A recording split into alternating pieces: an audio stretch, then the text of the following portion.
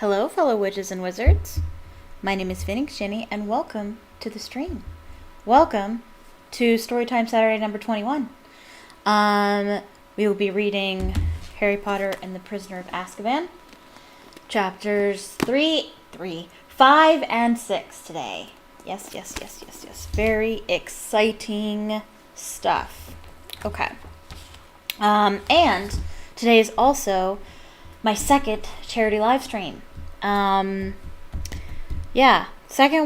Second time doing this. The charity that I'm sponsoring today is Samaritan's Purse and their efforts in Ukraine in particular. You can see down there on the screen. Support Samaritan's Purse in Ukraine, link in the description. You'll find a link in the description right to their website where you can donate. There's also a link to, Charity Navigator, if you want to learn more about the charity and what they actually do with their money, although they list it right there on their page as well. At the bottom of the screen, when you donate, it tells you where the money goes. If you just want to feel more confident about who you're giving to, the information is all right there. They're a Christian charity. I just want to be very transparent about that. I am a Christian myself, so I've supported them for years. I've trusted them for years, and so they're just a charity that I really support and trust. So, for whatever that's worth, if that doesn't bother you, please feel free to donate to Ukraine. Samaritan's Purse, who is helping Ukraine. They do lots of other things. They're constantly all over the world helping people. Mostly in things like natural disasters. The disaster that's in Ukraine, not necessarily natural, but they're over there. And specifically what they're doing is they are setting up tents, medical tents, like they did with COVID. They are setting up medical stations for the wounded. And they're also setting up stations around in border countries like Poland, I believe in Poland, other places too. I didn't really look at the other countries, but they're around the border and border countries to receive refugees. They're sending in medicine and food and personnel to help people there. So if you would like to support the charity, please click the link and give. I've already sent my donation in. I gave $10 because that's as much as I can give right now. And it was real easy to do. Just gave them, I went through my own links and I did it the way that you would do it. And it was perfectly easy and easy to navigate and everything. If you do donate, please let me know. I really would like to know. I don't have any special software to track that stuff. Not a whole lot of software support Christian charities, so I'm supporting them myself. So if you do donate, please let me know in the comment section, in the chat, whenever you're watching this, on Twitter. Just let me know. And you don't have to tell me how much, and it doesn't matter. Even if it's just $1, that's fine. Every little bit helps. So thank you in advance for donating. Hello. Especially if you're new. Hello. All the usual things. Feel free to discuss what we're reading in the chat, or anything you feel like, I guess, in the chat, or in the comment section. If you're watching this and it's no longer live, I look at the comment section as well. Please click the like button if you like the video or the stream. Helps. It tells YouTube that you like it, and it's more likely to share the video with other people. That way I can get more viewers and we can grow the channel. Also, if you're not a subscriber, click subscribe. It's always real exciting to see that number go up. So if you are watching this and you have never subscribed before, please do. And click the notification bell icon so you can be notified the next time I upload and the next time I live stream.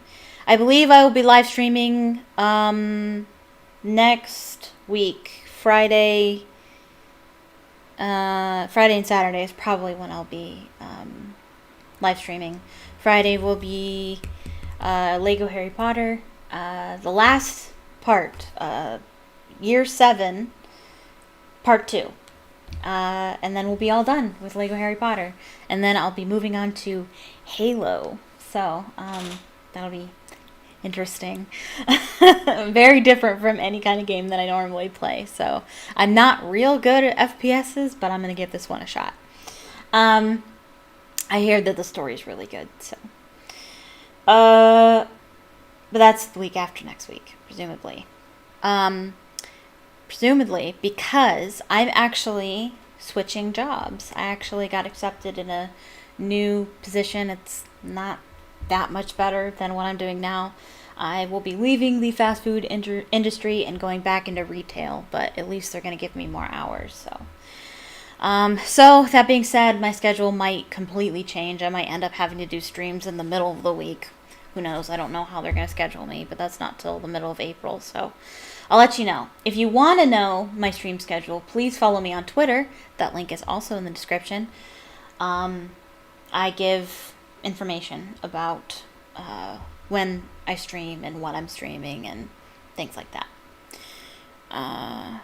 Yeah, I think that's it. I think we're ready. I think we're ready to read.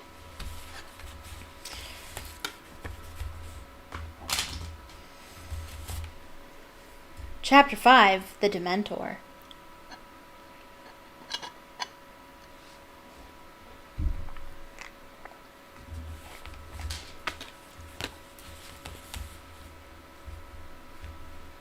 Tom woke Harry the next morning with his usual toothless grin and a cup of tea.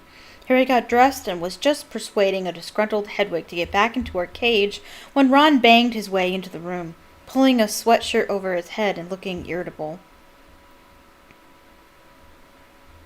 "The sooner we get on the train, the better," he said. "At least I can get away from Percy at Hogwarts. Now he's accusing me of dripping tea on his photo of Penelope Clearwater. You know," Ron grimaced, "his girlfriend. She's hidden her face under the frame because her nose has gone all blotchy."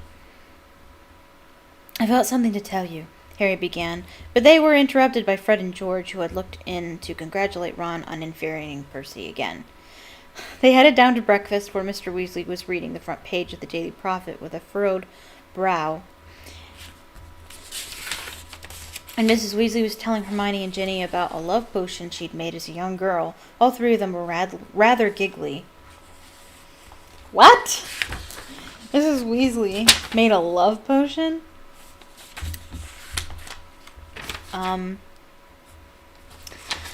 Now, some people believe that love potions are illegal in the Wizarding world. They're not. It's just Amortentia, the most powerful love potion, that's illegal.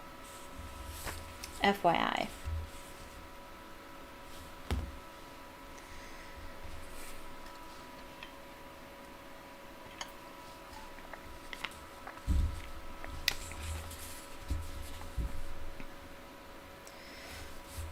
"What were you saying?" Ron asked Harry as they sat down. "Later," Harry muttered as Percy stormed in. Harry had no chance to speak to Ron or Hermione in the chaos of leaving. They were too busy heaving all their trunks down the leaky cauldron's narrow staircase and piling them up near the door, with Hedwig and Hermes, Percy Screech Owl, perched on top of their cages. A small wickerwork basket stood beside the heap of trunks, spitting loudly. "It's all right, Crookshanks," Hermione cooed through the wickerwork. "I'll let you out on the train." "You won't," snapped Ron. "What about poor Scabbers, eh?" He pointed at his chest, where a large lump indicated that Scabbers was curled up in his pocket. Mr. Weasley, who had been outside waiting for the ministry cars, stuck his head inside. "They're here," he said. "Harry, come on." Mr. Weasley marched Harry across the street and stretched pavement toward the first of two old-fashioned dark green cars, each of which was driven by a furtive-looking wizard wearing a suit of emerald velvet. "In you get, Harry," said Mr. Weasley, glancing up and down the crowded street. Harry got into the back of the car and was shortly joined by Hermione, Ron, and to Harry's disgust, Percy. The journey to King's Cross was very uneventful compared with Harry's trip on the night bus. The Ministry magic cars seemed almost ordinary, though Harry noticed that they could slide through gaps that Uncle Vernon's new company car certainly couldn't have managed. They reached King's Cross with 20 minutes to spare. The Ministry drivers found them trolleys, unloaded their trunks, touched their hats to salute to Mr. Weasley, and drove away, somehow managing to jump to the head of an unmoving line at the traffic lights. I wonder if I noted... They wouldn't have gotten this special treatment if it was, the circumstances in Order of the Phoenix. I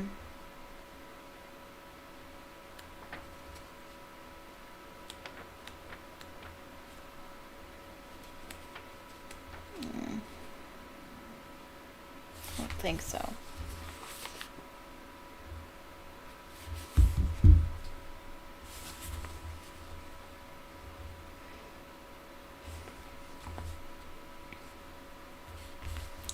I'll write it here.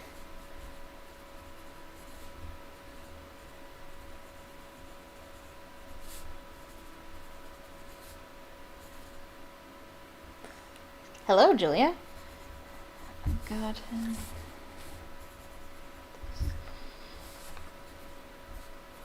Treatment in OOTP. So I will frequently be referring to, how do I show this to you?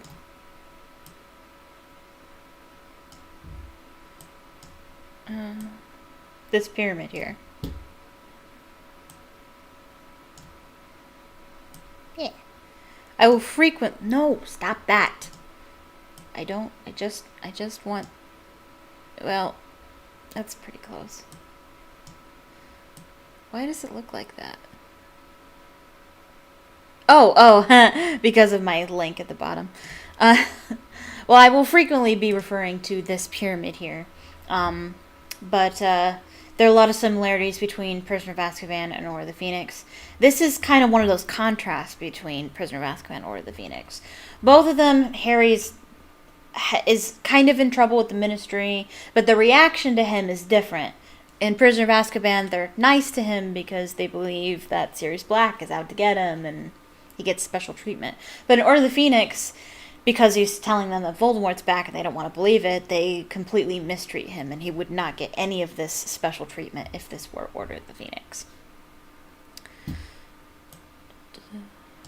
Whoops. No. Come on. There we go. There we go. Okay, bit of OBS fun. Okay, where was I? Mr. Weasley kept close to Harry's elbow all the way into the station. I think he's trying to sneak in a word with Harry. Right then, he said, glancing around them. Let's do this in pairs, as there are so many of us. I'll go through first with Harry. Yeah. Mr. Weasley strolled toward the barrier between platforms 9 and 10, pushing Harry's trolley and apparently very interested in the Intercity 125 that had just arrived at platform 9. With a meaningful look at Harry, he leaned casually against the barrier. Harry imitated him. So, running into the barrier is something only first years do. After you're used to it, you just kind of glide through it.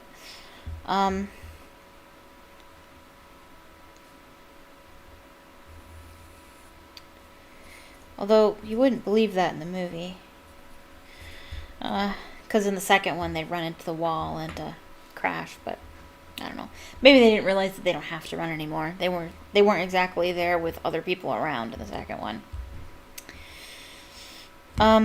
In a moment, they had fallen sideways through the solid metal onto platform 9 3/4 and looked up to see the Hogwarts Express, a scarlet steam engine, puffing smoke over a platform packed with witches and wizards, seeing their children onto the train. Percy and Ginny suddenly appeared behind Harry. They were panting and had apparently taken the barrier at a run. Okay, so they're running. I guess there's no particular way that you have to do it. It's whatever you feel like doing, I guess. Ah, there's Penelope, said Percy, smoothing his hair and going pink again. Ginny caught Harry's eye, and they both turned away to hide their laughter, as Percy strode over to a girl with long, curling hair, walking with her chest thrown out so that she couldn't miss... Okay, hold on. Blah, blah, blah. And they both turned away to hide their laughter. Percy strode over to a girl with long curly hair, walking with his chest thrown out so that she couldn't miss his shiny badge. I'm gonna mark that. I'm gonna mark little Harry and Ginny moments. Because a lot of people think that Harry and Ginny, they just kind of happened together in the sixth one. But if you're paying attention, you can actually see little moments, little exchanges that they have together, especially in Order of the Phoenix, that kind of lead up to the relationship that they develop. Once the remaining Weasleys and Hermione had joined them, Harry and Ron led the way to the end of the train, past packed compartments, to a carriage that looked quite empty.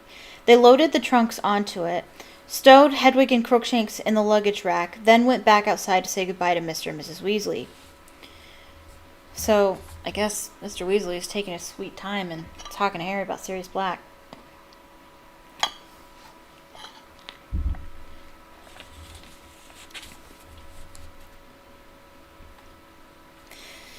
Mrs. Weasley kissed all her children, then Hermione, and finally Harry. He was embarrassed, but really quite pleased when she gave him an extra hug.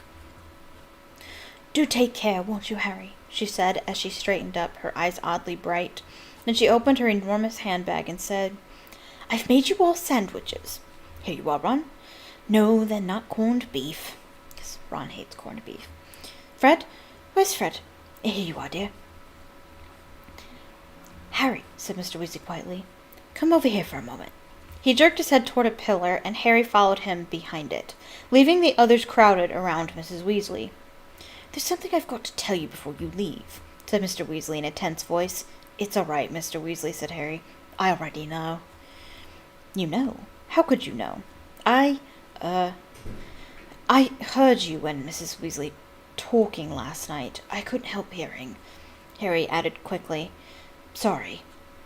That's not the way I'd have chosen for you to find out," said Mr. Weasley, looking anxious. "No, honestly, it's okay. This way you haven't broken your word to Fudge, and I know what's going on. Harry, you must be very scared." "I'm not," said Harry sincerely. "Really," he added, because Mr. Weasley was looking disbelieving. "I'm not trying to be a hero, but seriously, Sirius Black can't be worse than Voldemort, can he?" "Well, technically, no." "If you know, you know." Mr. Weasley flinched at the sound of the name, but overlooked it. "Harry, I knew you were, well, made of stronger stuff than Fudge seems to think, and I'm obviously pleased that you're not scared, but—" "Arthur?" called Mrs. Weasley, who was now shepherding the rest onto the train. "Arthur, what are you doing? It's about to go." "He's coming, Molly," said Mr. Weasley, but he turned back to Harry and kept talking in a lower and more hurried voice. "Listen, I want you to give me your word that I'll be a good boy and stay in the castle," said Harry gloomily. "Not entirely," said Mr. Weasley, who looked more serious than Harry had ever seen him. "Harry, swear to me you won't go looking for Black." Harry stared. "What? I don't do stuff like that." "Yeah, you do."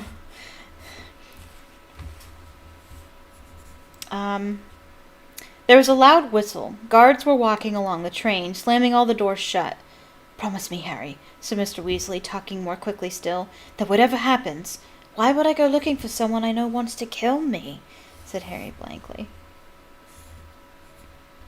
"Well... ... Swear to me that whatever you might hear—" "Arthur, quickly!" cried Mrs. Weasley.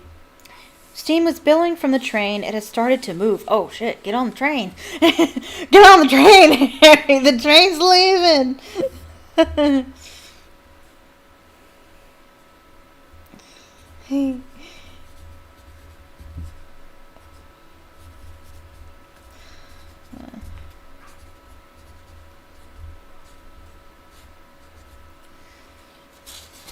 Harry ran to the compartment door, and Ron threw it open and stood back to let him on. They leaned out of the window and waved at Mr. and Mrs. Weasley until the train turned a corner and blocked them from view.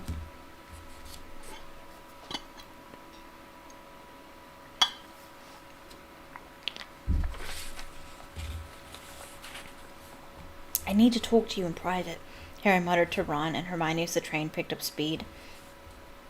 Go away, Ginny, said Ron. Oh, that's nice, said Ginny huffily, and she stalked off. That's the real Ginny. Right there.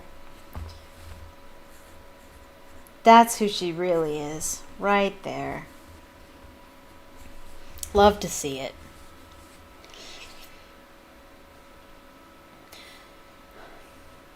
Harry, Ron, and Hermione set off down the corridor looking for an empty compartment, but all were full except for the one at the very end of the train. This had only one occupant, a man sitting fast asleep next to the window.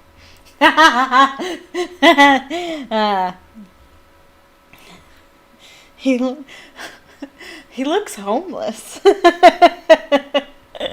It's from a Harry Potter musical. Oh, man, Remus Lupin is one of my favorite characters in those musicals. You don't need to be afraid of me. And I'm not homeless anymore. That's one of my favorite lines. Okay. Harry, Ron, and Hermione checked on the threshold. The Hogwarts Express was usually reserved for students, and they had never seen an adult there before. Except for the witch who pushed the food cart. Yeah, I was about to say that. The stranger was wearing an extremely shabby set of wizard's robes that had been darned in several places. Darned. Well, I can imagine what that means, but I've never seen that before. I imagine it means like marked or frayed or... Well... That's not... I know that version of darned. I need the other version of darned.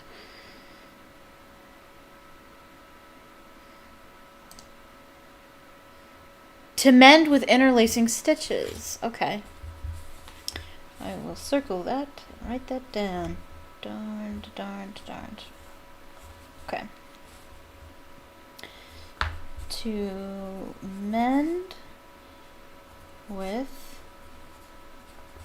interlacing stitches. So, patches. Sort of.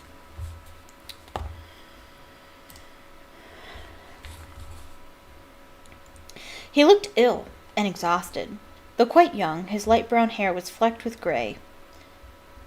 Who do you reckon he is? Ron hissed as they sat down and slid the door shut, taking the seats farthest away from the window. Professor R.J. Lupin, whispered Hermione at once. How do you know that? It's on his case, she replied, pointing at the luggage rack over the man's head, where there was a small battered case held together with a large quantity of neatly knotted string. The name Professor R.J. Lupin was stamped across one corner in peeling letters.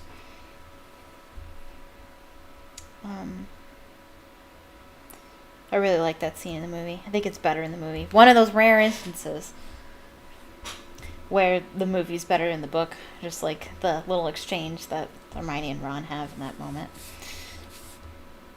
I wonder what he teaches, said Ron, frowning at Professor Lupin's pallid profile. That's obvious, whispered Hermione. There's only one vacancy, isn't there? Defense against the dark arts. Harry, Ron, and Hermione had already had 2 Defense Against the Dark Arts teachers, both of whom had lasted only 1 year. There were rumors that the job was jinxed. 'Cause it kind of is. Well, I hope he's up to it, said Ron doubtfully. He looks like one good hex would finish him off, doesn't he? Anyway, he turned to Harry. What were you going to tell us? Harry explained all about Mr. and Mrs. Weasley's argument and the warning Mr. Weasley had just given him. When he'd finished, Ron looked thunderstruck, and Hermione had her hands over her mouth. She finally lowered them to say, Sirius Black escaped to come after you. Oh, Harry, you'll have to be really, really careful. Don't go looking for trouble, Harry. I don't go looking for trouble, said Harry, needled. Trouble usually finds me. That's actually... The game actually quotes that. I forget which version. Is it the PC one or is it the PlayStation version? I think it's the PC version that quotes that. I don't go looking for trouble. Trouble usually finds me. Yeah, I remember. Well, never I'll put that again. Well, ... Maybe we should make a list of all the times Harry walks into trouble rather than the other way around. How thick would Harry have to be to go looking for a nutter who wants to kill him? Said Ron shakily. They were taking the news worse than Harry had expected. Both Ron and Hermione seemed to be much more frightened of Black than he was. No one knows how he got out of Azkaban, said Ron uncomfortably. No one's ever done it before. And he was a top security prisoner, too. But they'll catch them, won't they? Said Hermione earnestly. I mean, they've got all the muggles looking out for him, too. What's that noise? Said Ron suddenly. What is that noise indeed?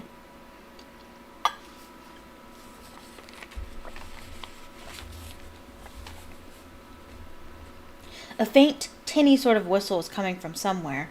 They looked all around the compartment.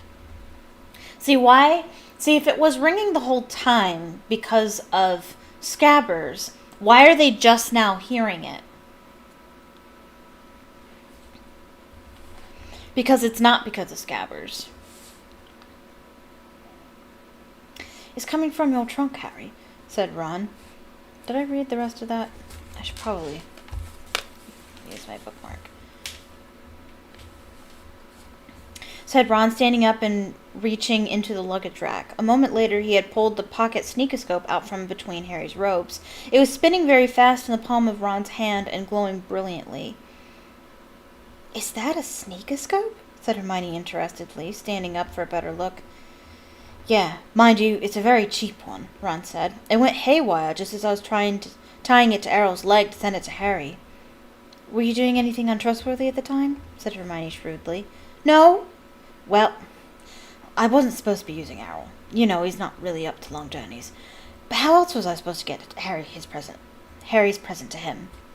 Stick it back in the trunk, Harry advised as the sneakoscope whistled piercingly, or it'll wake him up. He nodded toward Professor Lupin. Ron stuffed the sneakoscope into a particularly horrible pair of Uncle Vernon's old socks, which deadened the sound, then closed the lid of the trunk on it. We could get it checked in Hogsmeade, said Ron, sitting back down. They sell all that sort of thing in Dervish and Bangs, magical instruments and stuff. Fred and George told me. Do you know much about Hogsmeade? Asked Hermione keenly. I've read it's the only entirely non-Muggle settlement in Britain. Yeah, I think it is, said Ron in an offhand sort of way. But that's not why I want to go. I just want to get inside Honeyduke's. What's that? Said Hermione. It's this sweet shop, said Ron, a dreamy look coming over his face, where they've got everything. Pepper imps. They make you smoke at the mouth. And great fat choco bowls full of strawberry mousse and clotted cream, and really excellent sugar quills, which you can suck in class and just look like you're thinking about what to write next. But Hogsmeade's a very interesting place, isn't it? Hermione pressed on eagerly. In sites of historical sorcery, it says the inn was the headquarters for the 1612 Goblin Rebellion, and the Shrieking Shack's supposed to be the most severely haunted building in Britain. And massive sherbet bowls that make you levitate a few inches off the ground while you're sucking them, said Ron, who was plainly not listening to a word Hermione was saying. Hermione looked around at Harry. Wouldn't it be nice to get out of school for a bit and explore Hogsmeade? Expect it will, said Harry heavily. You'll have to tell me when you found out. What do you mean? Said Ron. I can't go. The Dursleys didn't sign my permission form, and Fudge wouldn't either. Ron looked horrified. You're not allowed to come? But no way. McGonagall or someone will give you permission. Harry gave a hollow laugh. Professor McGonagall, head of Gryffindor House, was very strict.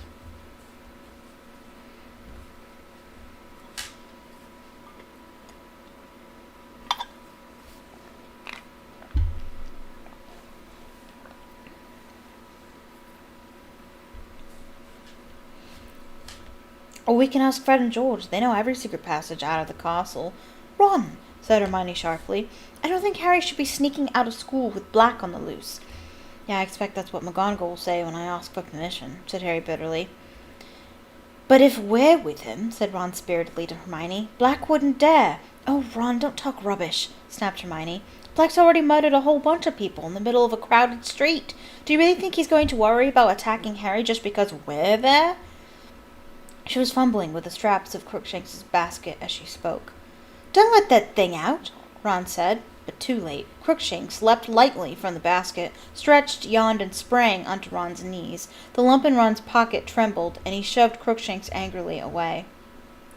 Get out of here! Ron, don't, said Hermione angrily. Ron was about to answer back when Professor Lupin stirred. They watched him apprehensively, but he simply turned his head the other way, mouth slightly open, and slept on. The Hogwarts Express moved steadily north, and the scenery outside the window became wilder and darker, while the clouds overhead thickened.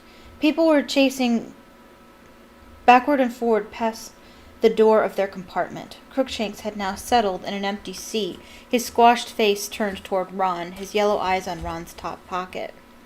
At 1 o'clock, the plump witch with the food cart arrived at the compartment door. Do you think we should wake him? Ron asked awkwardly, nodding toward Professor Lupin. He looks like he could do with some food. Hermione approached Professor Lupin cautiously. Professor? She said. Excuse me, Professor. He didn't move. Don't worry, dear, said the witch as she handed Harry a large stack of cauldron cakes. If he's hungry when he wakes, I'll be up front with the driver. I suppose he is asleep, said Ron quietly as the witch slid the compartment door closed. I mean, he hasn't died, has he? No, he's breathing, whispered Hermione, taking the cauldron cake Harry passed her. He might not be very good company, but Professor Lupin's presence in their compartment had its uses. Mid-afternoon, just as it had started to rain, blurring the rolling hills outside the window, they heard footsteps in the corridor again, and their three least favorite people appeared at the door. Draco Malfoy, flanked by his cronies, Vincent Crabbe and Gregory Goyle. Draco Malfoy and Harry had been enemies ever since they had met on their very first train journey to Hogwarts. Malfoy, who had a pale, pointed, sneering face, was in Slytherin House. He played seeker on the Slytherin Quidditch team, the same position that Harry played on the Gryffindor team. Crabbe and Goyle seemed to exist to do Malfoy's bidding. They were both wide and muscly. Crabbe was taller, with a pudding bowl haircut and a very thick neck. Goyle had short, bristly hair and long, gorilla-ish arms.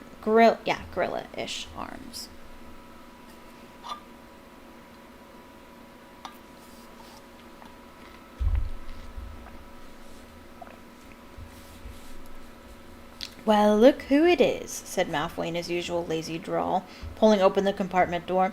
Potty and the Weasel. Oh my goodness, that's in the game too. The game quotes the book more than the movie does. I didn't realize that.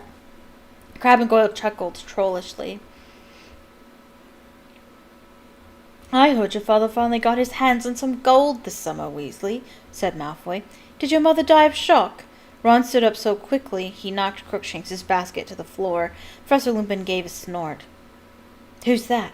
Said Malfoy, taking an automatic step backward as he spotted Lupin. New teacher, said Harry, who got to his feet too, in case he needed to hold Ron back. What were you saying, Malfoy? Malfoy's pale eyes narrowed. He wasn't fool enough to pick a fight right under a teacher's nose. Come on, he muttered resentfully to Crabbe and Goyle, and they disappeared. Harry and Ron sat down again, Ron massaging his knuckles. I'm not going to take any crap from Malfoy this year, he said angrily. I mean it. If he makes one more crack about my family, I'm going to get hold of his head and... Ron made a violent gesture in midair. Ron, hissed Hermione, pointing at Professor Lupin. Be careful. But Professor Lupin was still fast asleep. The rain thickened as the train sped yet further north.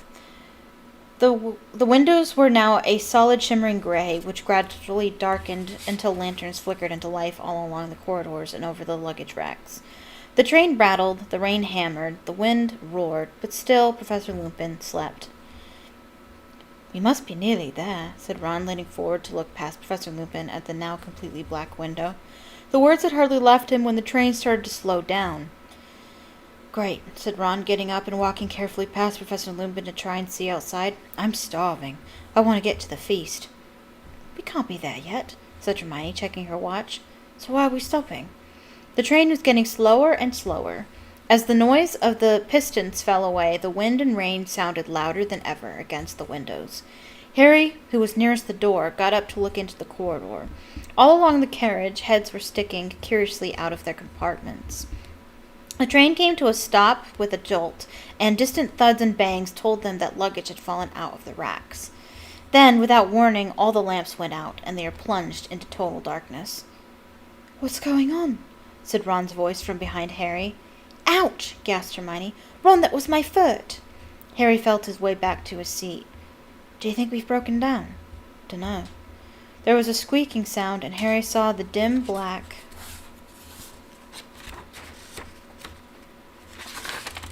outline of Ron, wiping a patch clean on the window and peering out. "There's something moving out there," Ron said. "I think people are coming aboard." The compartment door suddenly opened, and someone fell painfully over Harry's legs. "Sorry.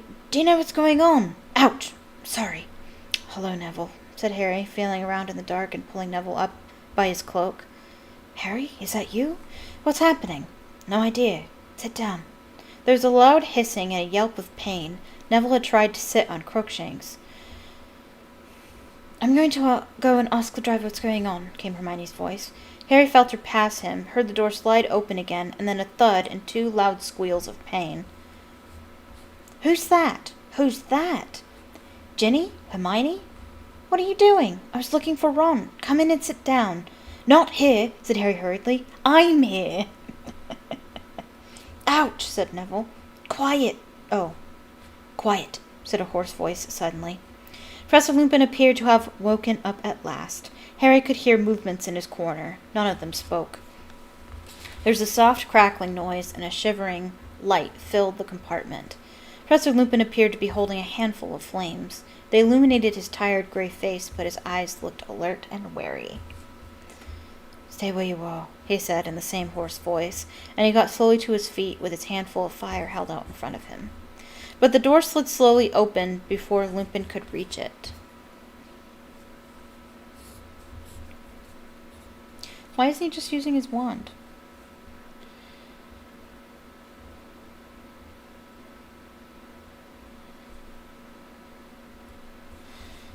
Standing in the doorway, illuminated by the shivering flames in Lupin's hand, was a cloaked figure that towered to the ceiling. Its face was completely hidden beneath its hood. Oh, hold on, I skipped a sentence, my bad. But the door slid slowly open before Lupin could reach it. Standing in the doorway, illuminated by the shivering flames in Lupin's hand, was a cloaked figure that towered to the ceiling. Its face was completely hidden beneath its hood. Harry's eyes darted downward, and what he saw made his stomach contract. There was a hand protruding from the cloak, and it was glistening, grayish, slimy-looking, and scabbed, like something dead that had decayed in water. That's really good imagery. But it was visible only for a split second, as though the creature beneath the cloak sensed Harry's gaze. The hand was suddenly withdrawn into the folds of its black cloak, and then the thing beneath the hood, whatever it was, drew a long, slow, rattling breath, as though it were trying to suck something more than air from its surroundings. An intense cold swept over them all. Harry felt his own breath catch in his chest. The cold went deeper than his skin. It was inside his chest. It was inside his very heart. Harry's eyes rolled up into his head. He couldn't see. He was drowning in cold. There was a rushing in his ears as though of water. He was being dragged downward, the roaring growing louder. And then, from far away, he heard screaming, terrible, terrified, pleading screams. He wanted to help whoever it was. He tried to move his arms, but couldn't. A thick white fog was swirling around him, inside him. "Harry! Harry! Are you all right?" Someone was slapping his face. "Well, what?" Harry opened his eyes. There were lanterns above him, and the floor was shaking. The Hogwarts Express was moving again, and the lights had come back on. He seemed to have slid out of his seat onto the floor. Ron and Hermione were kneeling next to him, and above them he could see Neville and Professor Lupin watching. Harry felt very sick. When he put up his hand to push his glasses back on, he felt cold sweat on his face. Ron and Hermione heaved him back onto his seat. "Are you okay?" Ron asked nervously. "Yeah," said Harry, looking quickly toward the door. The hooded creature had vanished. "What happened? Where's that thing? Who screamed?" "No one screamed," said Ron, more nervously still. Harry looked around the bright compartment. Ginny and Neville looked back at him, both very pale. But I heard screaming. A loud snap made them all jump. Professor Lupin was breaking an enormous slab of chocolate into pieces. Here, he said to Harry, handing him a particularly large piece. Eat it. It'll help.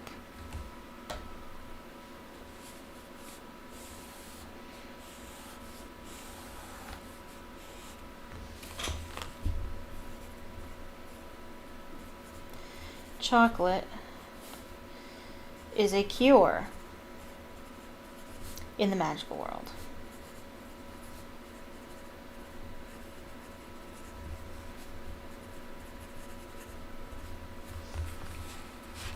Interesting. Harry took the chocolate, but didn't eat it. What was that thing? He asked Lupin. A Dementor, said Lupin, who was now giving chocolate to everyone else. One of the Dementors of Azkaban. Everyone stared at him. Professor Lupin crumpled up the empty chocolate wrapper and put it in his pocket. Eat, he repeated. It'll help. I need to speak to the driver. Excuse me. He strolled past Harry and disappeared into the corridor. Are you sure you're okay, Harry? Said Hermione, watching Harry anxiously. I don't get it. What happened? Said Harry, wiping more sweat off his face. Well, that thing, the Dementor, stood there and looked around. I mean, I think it did. I couldn't see its face. And I thought you were having a fit or something, said Ron, who still looked scared. You were sort of rigid and fell out of your seat and started twitching. But Professor Lupin stepped over you and walked toward the Dementor and pulled out his wand, said Hermione. And he said, none of us is hiding Sirius Black under our cloaks. Go. But the Dementor didn't move, so Lupin muttered something, and a silvery thing shot out of his wand at it, and it turned around and sort of glided away.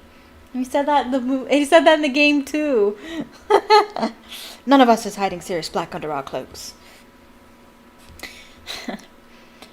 It was horrible, said Neville in a higher voice than usual. Did you feel how cold it got when I came in? I felt weird, said Ron, shifting his shoulders uncomfortably, like I'd never be cheerful again.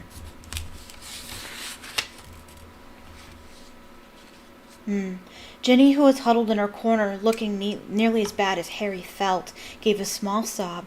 Hermione went over and put a comforting arm around her. Yes. So, way back when people asked J.K. Rowling why she put Harry and Ginny together, she said it's because Harry and Ginny are equals, and they are. And this is one of those instances right here. Ginny looked nearly as bad as Harry felt, because she had an encounter. So Harry, as we'll figure out later, he is revisiting his first encounter with Voldemort when Voldemort killed his parents. Well, Ginny is also, you can imagine that Ginny also relived her encounter with Voldemort when the Dementor was there. And so they both have had to fight Voldemort as young children, personally, more or less.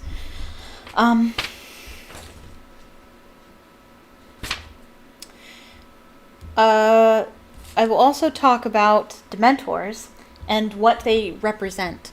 So J.K. Rowling first developed the idea of a Dementor when she struggled with postpartum depression.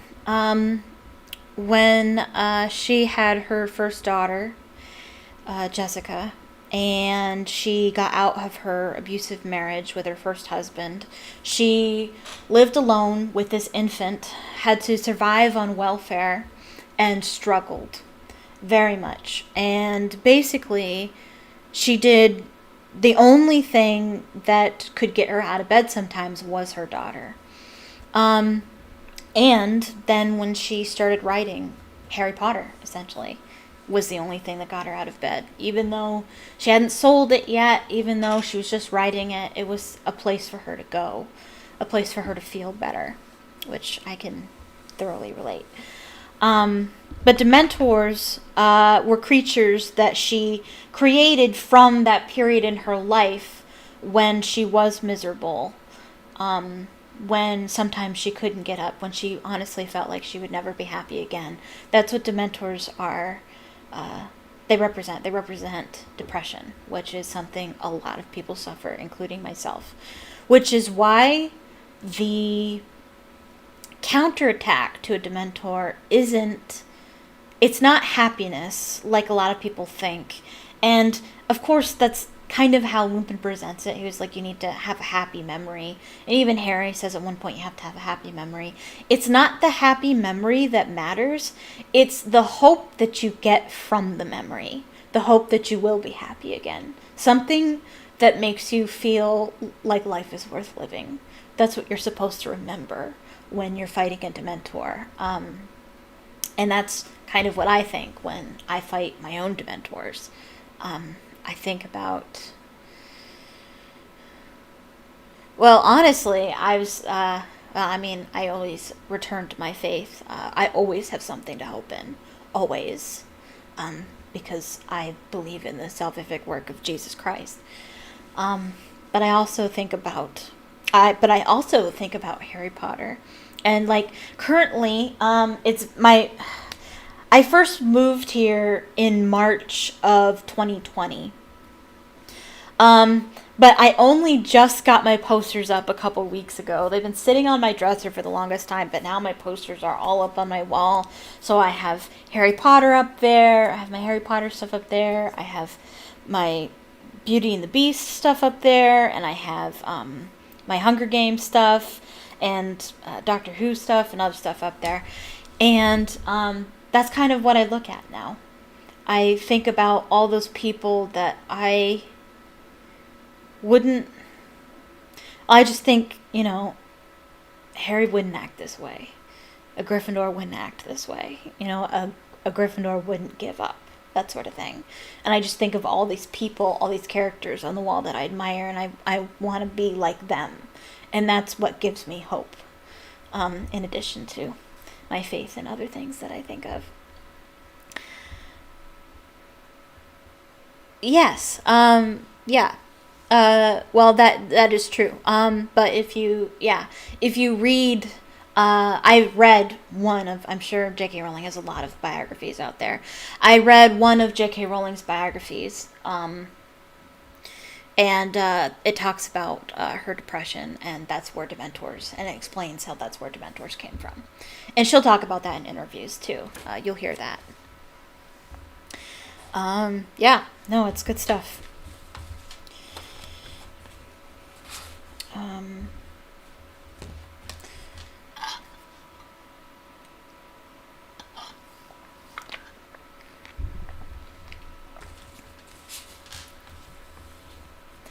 But didn't any of you fall off your seats? Said Harry awkwardly. No, said Ron, looking anxiously at Harry again. Ginny was shaking like mad, though. There you go. Ginny was also traumatized. I think Neville has a particular reaction to them too, as you'll see later in Order of the Phoenix. Oh, another connection to Order of the Phoenix. People affected by trauma are most affected, are more likely to react to Dementors a certain way. They're more likely to react to death a certain way, and they react to Thestrals a certain way, as in they can see them, if they've seen death. So you kind of see these characters kind of picked out, singled out, if you will, reacting to things differently. You can see Harry, Ginny, and Neville, while everyone hates Dementors, while everyone is emotionally affected by Dementors, some people are affected more by them than others. Harry, for instance, he completely passes out.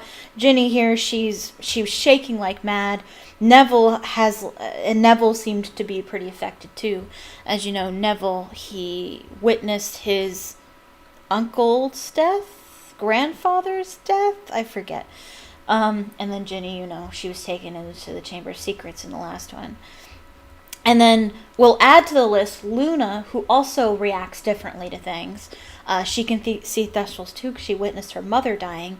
And when we get to the Veil, when we get to the Department of Mysteries in Order of the Phoenix, the Veil, which is the divider between the living world and the afterlife.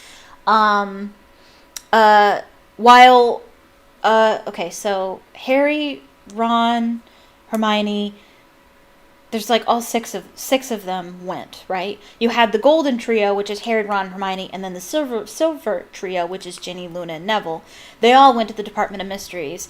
But Harry, Ginny, Luna, and Neville all reacted to the veil, I believe. I might actually be adding one of them. Ginny might not have reacted as much as Harry, Luna, and Neville, because Ginny hasn't witnessed death. There is a difference. Ginny has not witnessed death, but Luna and Neville have, and Harry. And so they all react to the veil. They can hear voices behind the veil, where Hermione and Ron are just like, I don't hear anything. They hear voices behind the veil because they've been closer to death than most people, so they react to these sort of things differently because of the trauma that they've experienced in their life. I feel like I need to write this down somewhere. I don't know. This seems important to me. I didn't mark Neville's reaction.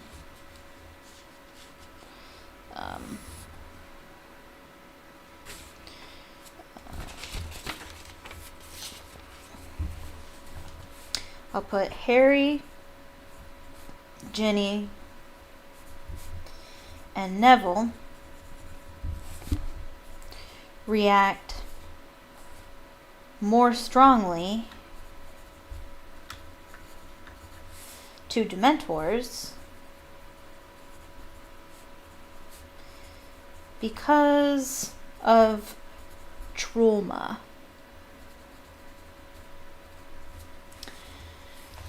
I feel like that's important. I'll put a star by that.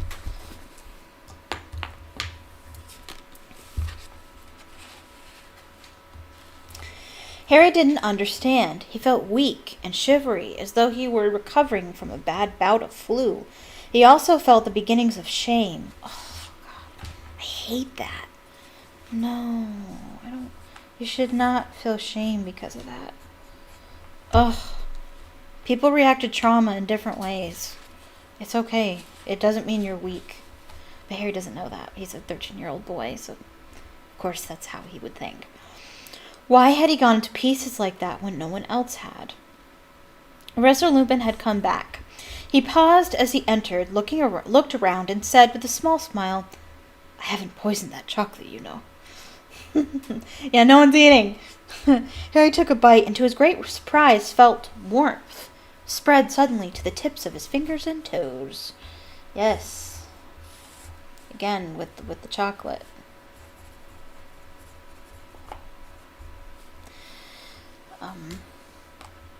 We'll be at Hogwarts in 10 minutes, said Professor Lupin. Are you all right, Harry? Harry didn't ask how Professor Lupin knew his name. Oh, please. Oh, wait. Oh, yeah. In the movie... Well, there's a spider in my window. Haven't seen an insect in quite a while. In the movie, it's so annoying. In the movie, Lupin says to Harry, I recognized you immediately.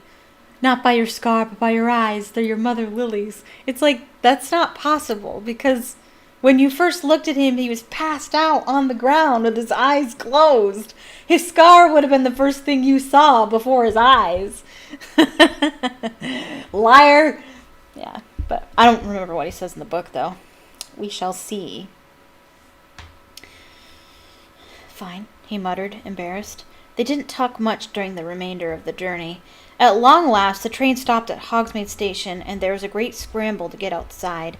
Owls hooted, cats mewed, and Neville's pet toad croaked loudly from under his hat. Oh, that's cute. It was freezing on the tiny platform. Rain was driving down in icy sheets. I wonder if the weather is significant at all here. Things are darker, so the weather's darker? I don't know. I'll put, is the weather significant?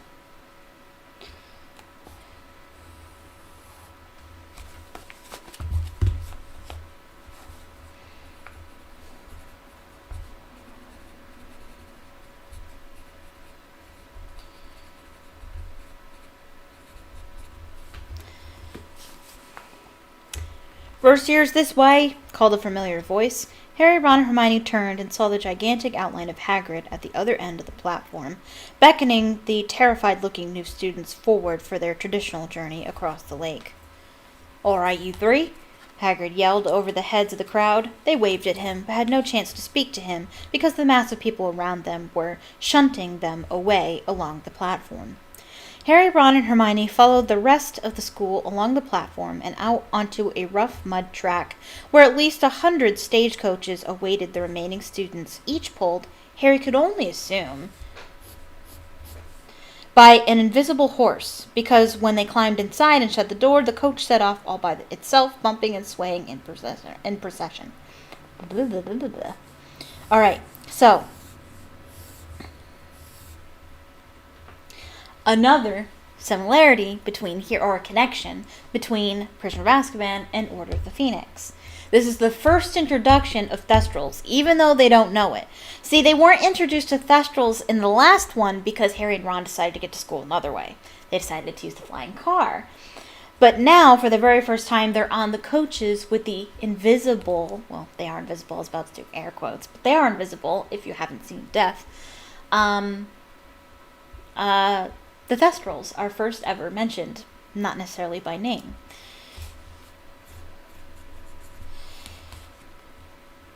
The coach smelled faintly of mold and straw. Harry felt better since the chocolate, but still weak. Ron and Hermione kept looking at him sideways, as though frightened he might collapse again. As the carriage trundled. I mean, I can imagine what that word means, but I don't think I know what that word means. Trundled. I feel like she's making up words. Trundled. Moving slowly or heavily. Oh, wait. I looked this up before. Didn't I? I've looked this up before, of moving slowly or heavily. Oh, man, I hate that. I hate it when I look up a word, but I don't remember it enough, and I look it up again later. I know I've looked this up before. To move slowly, heavily. The point of looking up words is so I can grow my vocabulary, but obviously I'm not remembering the words. Trundled. Maybe I should, I don't know, make a list of vocabulary words, the end of each chapter or something. As the carriage trundled toward a pair of magnificent wrought iron gates, flanked with stone columns topped with winged boars, Harry saw 2 more towering hooded Dementors, standing guard on either side. A wave of cold sickness threatened to engulf him again. He leaned back into the lumpy seat and closed his eyes until they had passed the gates. The carriage picked up speed on the long sloping drive up to the castle. Hermione was leaning out of the tiny window, watching the many turrets and towers draw nearer. At last the carriage swayed to a halt, and Hermione and Ron got out. As Harry stepped down, a drawling, delighted voice sounded in his ear. "Oh, no. You fainted, Potter. Is Longbottom telling the truth?" "Neville, what are you talking about? Why are you talking about him, Neville? What's wrong with you?" "You actually fainted."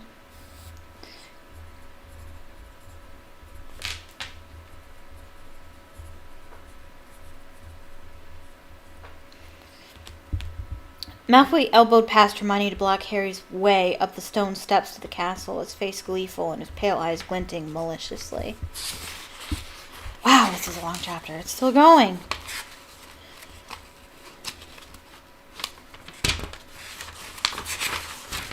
Alright. "Shove off, Malfoy," said Ron, whose jaw was clenched. "Did you faint as well, Weasley?" said Malfoy loudly. "Did the scary old Dementor frighten you too, Weasley?" "Is there a problem?" said a mild voice. Professor Lupin had just gotten out of the next carriage. Malfoy gave Professor Lupin an insolent stare, which took in the patches on his robes and the dilapidated suitcase.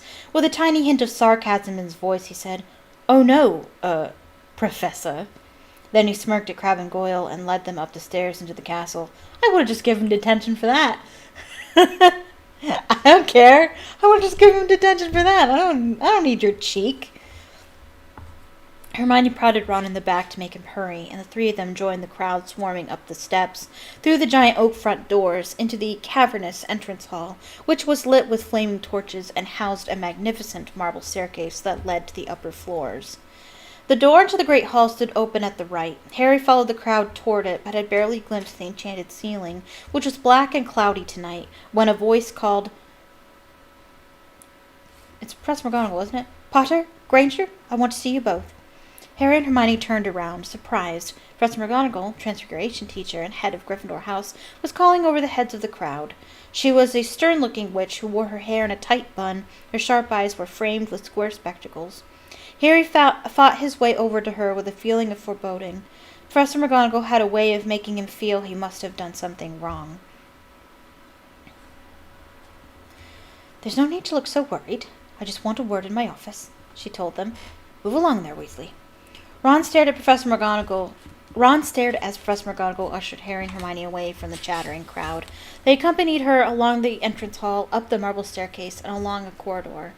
Once they were in her office, a small room with a large welcoming fire. Professor McGonagall motioned Harry and Hermione to sit down. She settled herself behind her desk and said abruptly, "Professor Lupin sent an owl ahead to say that you were taken ill on the train, Potter." "Oh." Before Harry could reply, there was a soft knock on the door, and Madame Pomfrey, the nurse, came bustling in. Harry felt himself going red in the face. It was bad enough that he'd passed out, or whatever he had done, without everyone making all this fuss. "I'm fine," he said. "I don't need anything." "Oh, it's you, is it?" said Madame Pomfrey, ignoring this and bending down to stare closely at him. "I suppose you've been doing something dangerous again." "It was a Dementor, Poppy," said Professor McGonagall. They exchanged a dark look, and Madame Pomfrey clucked disapprovingly. "Setting Dementors around a school," she muttered, pushing back Harry's hair and feeling his forehead. "He won't be the last one who collapses. Yes, he's all clammy. Terrible things they are, and the effect they have on people who are already delicate." "I'm not delicate," said Harry crossly. "Of course you're not," said Madame Pomfrey absent-mindedly, now taking his pulse. "What does he need?" said Professor McGonagall crisply. "Bed rest? Should he perhaps spend tonight in the hospital wing?" "I'm fine," said Harry, jumping up. The thought of what Draco Malfoy would say if he had to go to the hospital wing was torture. "Well, he should have some chocolate at the very least," said Madame Pomfrey, who was now trying to peer into Harry's eyes. "There's that chocolate again." "I've already had some," said Harry. "Professor Lupin gave me some. He gave it to all of us." "Did he now?" said Madame Pomfrey approvingly. "So we've finally got a defense against the dark arts teacher who knows his remedies." "Are you sure you feel all right, Potter?"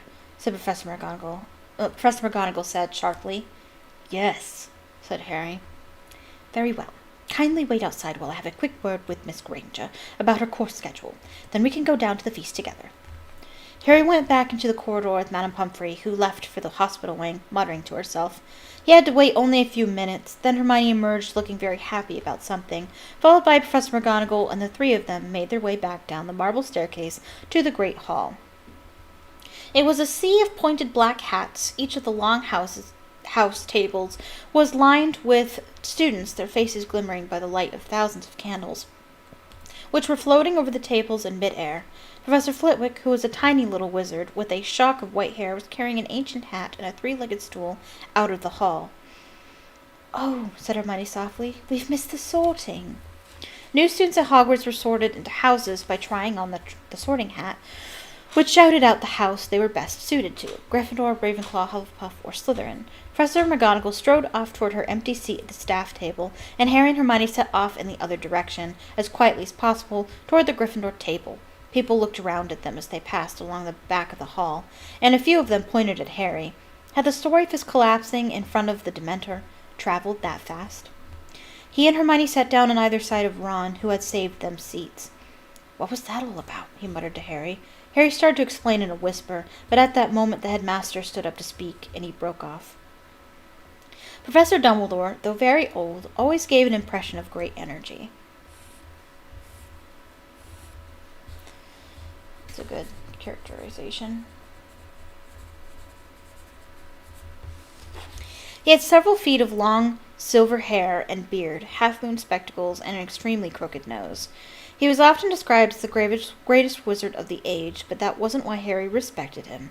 He couldn't help trusting Albus Dumbledore, and as Harry watched him beaming around at the students, he felt really calm for the first time since the Dementor had entered the train compartment. "Welcome," said Dumbledore, the candlelight shimmering on his beard. "Welcome to another year at Hogwarts. I have a few things to say to you all, and as one of them is very serious, I think it's best to get it out of the way before you become befuddled by our excellent feast." Dumbledore cleared his throat and continued. As you will all be aware after this search of the Hogwarts Express, our school is presently playing host to some of the Dementors of Azkaban, who are here on Ministry of Magic business.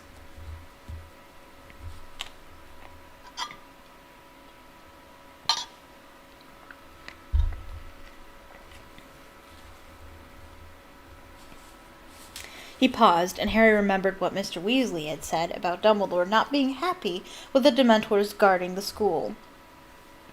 "They are stationed at every entrance to the grounds," Dumbledore continued, "and while they are with us, I must make it plain that nobody is to leave school without permission. I think that was a given, but okay. Dementors are not to be fooled by tricks or disguises, or even invisibility cloaks. Wink, wink," he added blandly, and Harry and Ron glanced at each other. "It is not in the nature of a Dementor to understand pleading or excuses. I therefore warn each and every one of you to give them no reason to harm you. I look to the prefects and our new head boy and girl to make sure that no student runs afoul of the Dementors," he said. Percy, who was sitting a few seats down from Harry, puffed out his chest again and stared around impressively. Dumbledore paused again. He looked very seriously around the hall, and nobody moved or made a sound. "On a happier note," he continued, "I am pleased to welcome 2 new teachers to our ranks this year. First, Professor Lupin, who has kindly consented to fill the post of Defense Against the Dark Arts teacher." There was some scattered, rather unenthusiastic applause. Only those who had been in the compartment on the train with Professor Lupin clapped hard, Harry among them. Professor Lupin looked particularly shabby next to all the other teachers in their best robes. "Look at Snape," Harry hissed in Harry's ear. Professor Snape, the potions master, was staring along the staff table at Professor Lupin. It was common knowledge that Snape wanted the Defense Against the Dark Arts job, but even Harry, who hated Snape, was startled at the expression twisting his thin, sallow face. It was beyond anger. It was loathing.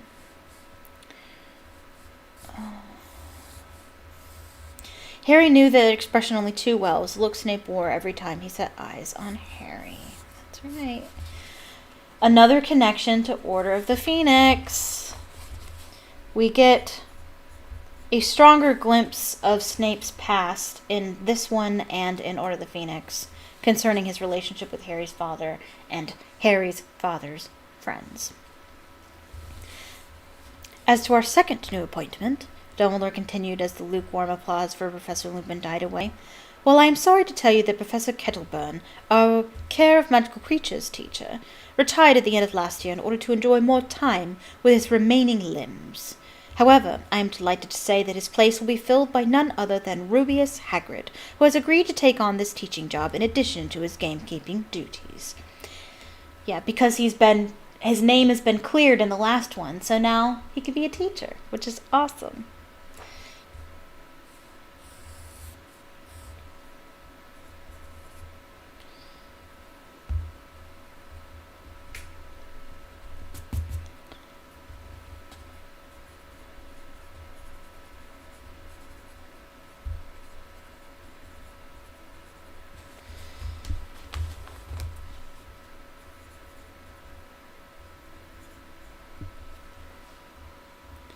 Harry, Ron, and Hermione stared at one another, stunned.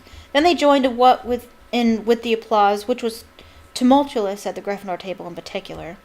Harry leaned forward to see Hagrid, who was ruby red in the face and staring down at his enormous hands, his wide grin hidden in the tangle of his black beard. "We should have known," Ron roared, pounding the table. "Who else would have assigned us a biting book?" Harry, Ron, and Hermione were the last to stop clapping. As Professor Dumbledore started speaking again, they saw that Hagrid was wiping his eyes on the tablecloth. "Well, I think that's everything of importance," said Dumbledore. "Let the feast begin." The golden plates and goblets before them filled suddenly with food and drink. Harry, suddenly ravenous, helped himself to everything he could reach and began to eat. It was a delicious feast. The hall echoed with talk, laughter, and the clatter of knives and forks. Harry, Ron, and Hermione, however, were eager for it to finish so that they could talk to Hagrid. They knew how much being made a teacher would mean to him. Hagrid wasn't a fully qualified wizard. He had been expelled from Hogwarts in his 3rd year for a crime he had not committed. It had been Harry, Ron, and Hermione who had cleared Hagrid's name last year. At long last, when the last morsels of pumpkin tart had melted from the golden platters, Dumbledore gave the word that it was time for them all to go to bed, and they got their chance.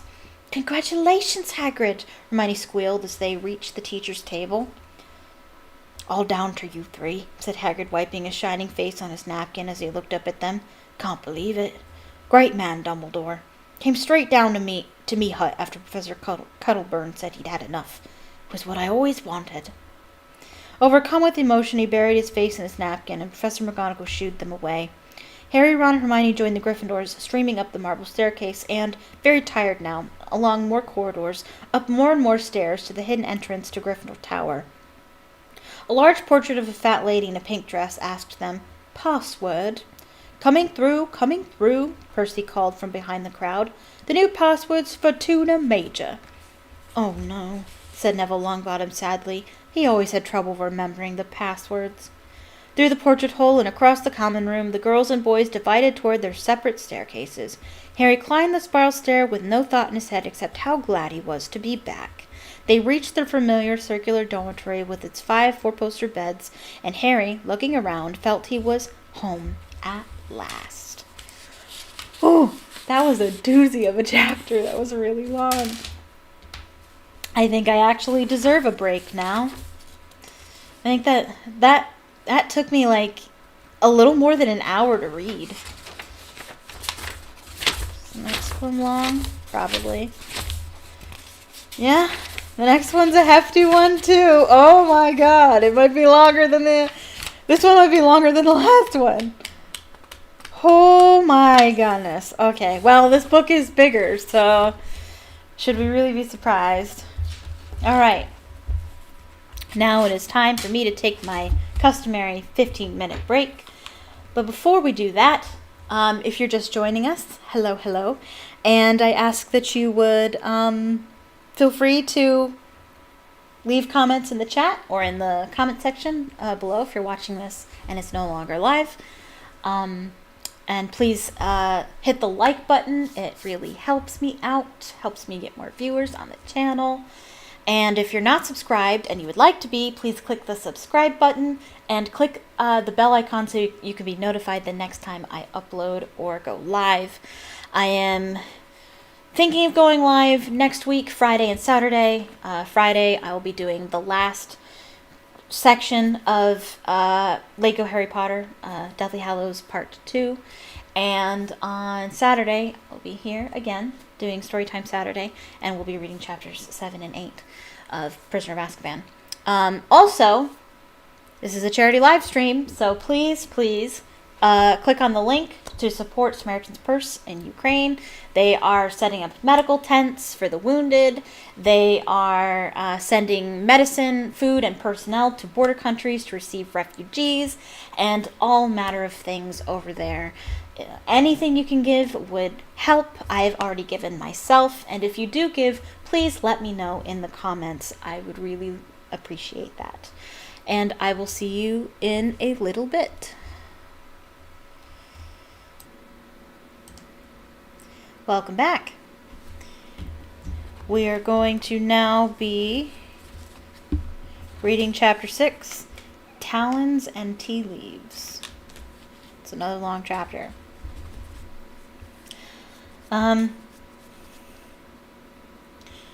Okay.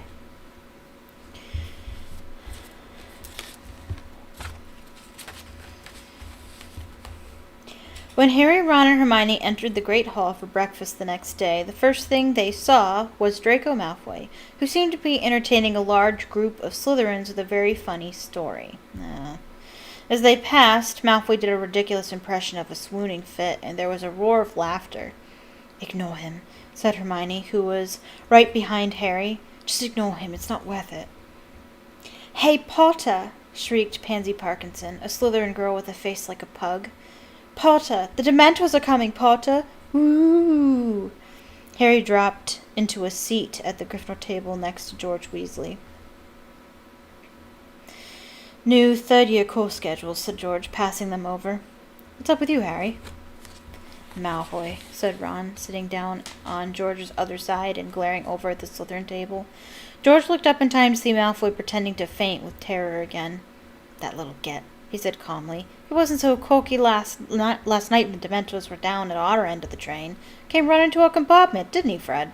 Nearly wet himself, said Fred, with a contemptuous glance at Malfoy. I wasn't too happy myself, said George. They're horrible things, those Dementors. Sort of freeze your insides, don't they? Said Fred. You didn't pass out, though, did you? Said Harry in a low voice. Forget it, Harry, said George bracingly. Dad had to go out to Azkaban one time, remember, Fred? And he said it was the worst place he'd ever been. He came back all weak and shaking. They suck the happiness out of a place. Dementors. Most of the prisoners go mad in there. Anyway, we'll see how happy Malfoy looks after our first Quidditch match, said Fred. Gryffindor versus Slytherin. First game of the season, remember?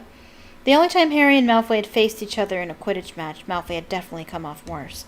Feeling slightly more cheerful, Harry helped himself to sausages and fried tomatoes. You can fry those? First I've ever heard of it. Hermione was examining her new schedule. Ooh, good. We're starting some new schedules, some new subjects today, she said happily. Hermione, said Ron, frowning as he looked over her shoulder, they've messed up your schedule. Look, they've got you down for about 10 subjects a day. There isn't enough time.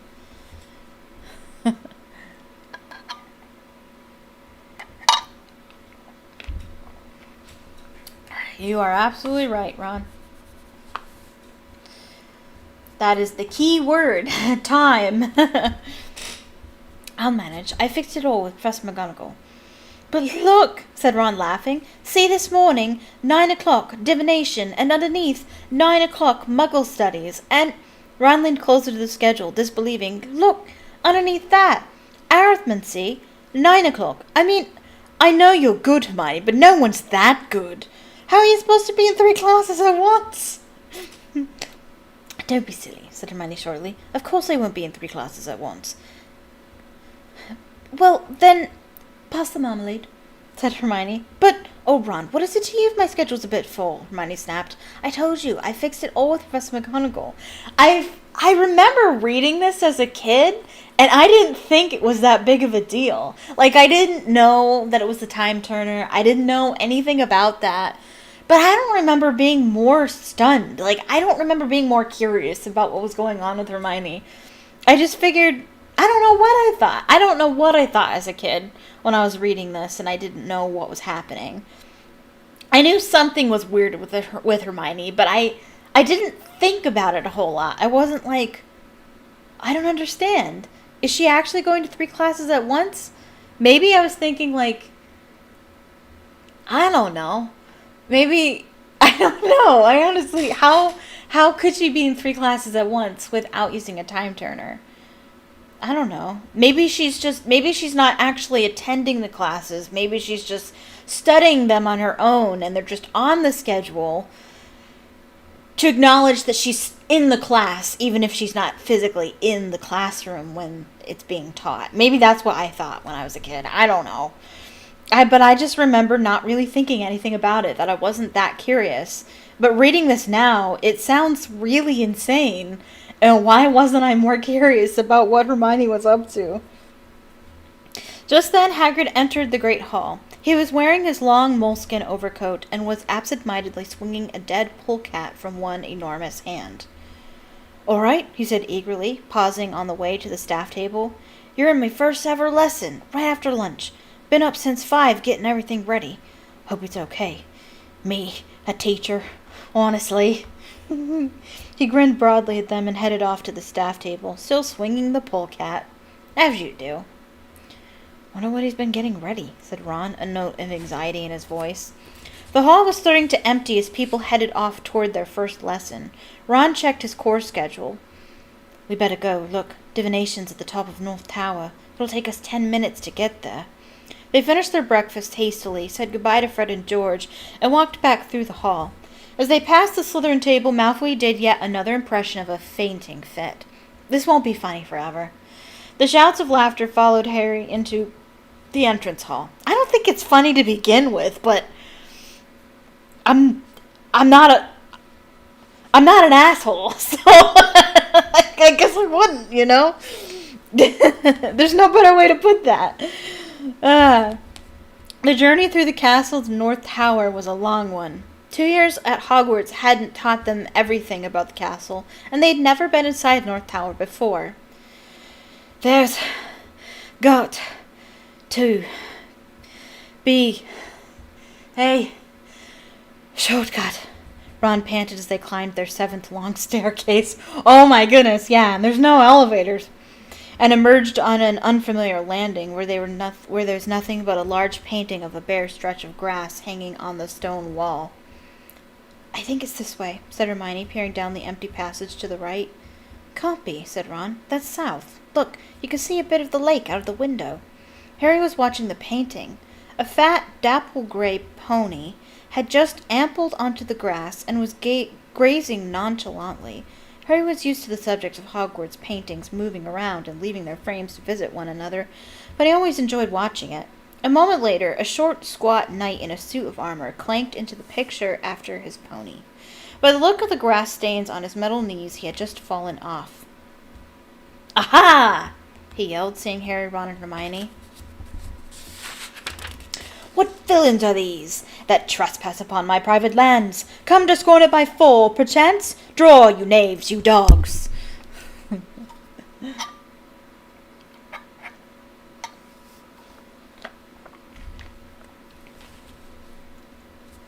They watched in astonishment as the little knight tugged his sword out of its scabbard and began brandishing it violently, hopping up and down in rage.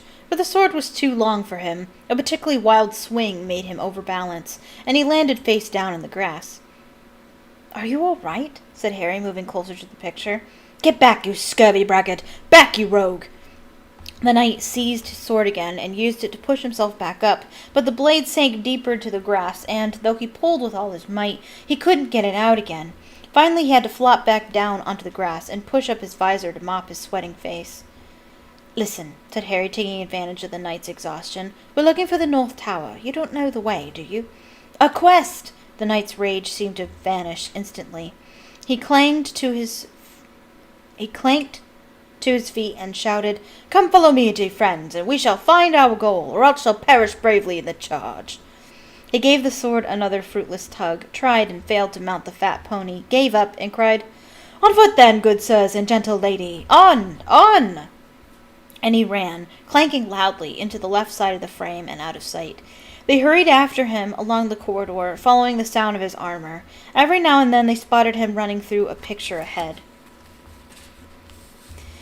Be of stout heart, the worst is yet to come, yelled the knight, and they saw him reappear in front of an alarmed group of women in crinolines, whose picture hung on the wall of a narrow spiral staircase.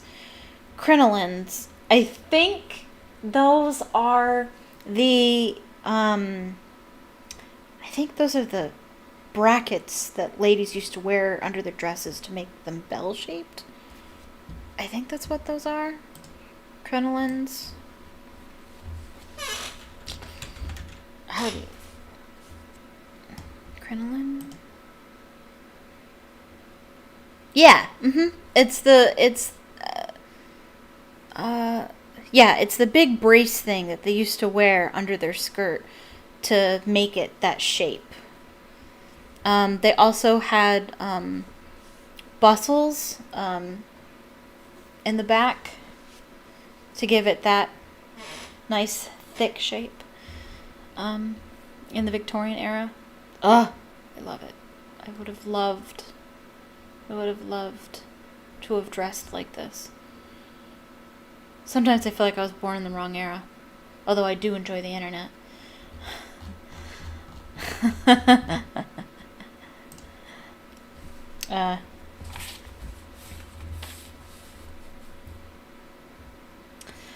Puffing Screaming loudly, Harry, Ron, and Hermione climbed the tightly spiraling steps, getting dizzier and dizzier until at last they heard the murmur of voices above them and knew they had reached the classroom. "Farewell!" cried the knight, popping his head into a painting of some sinister-looking monks. "Farewell, my comrades in arms! If ever you have need of noble heart and steely sinew, call upon Sir Cadogan."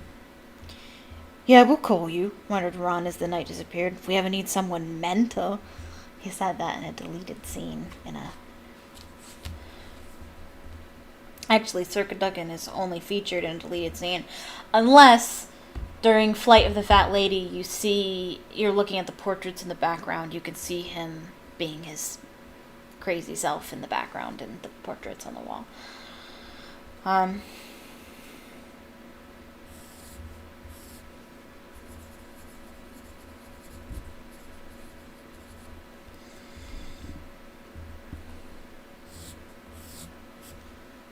They climbed the last few steps and emerged onto a tiny landing where most of the class was already assembled. There was no doors off this landing, but Ron nudged Harry and pointed at the ceiling where there was a circular trapdoor with a brass plaque on it.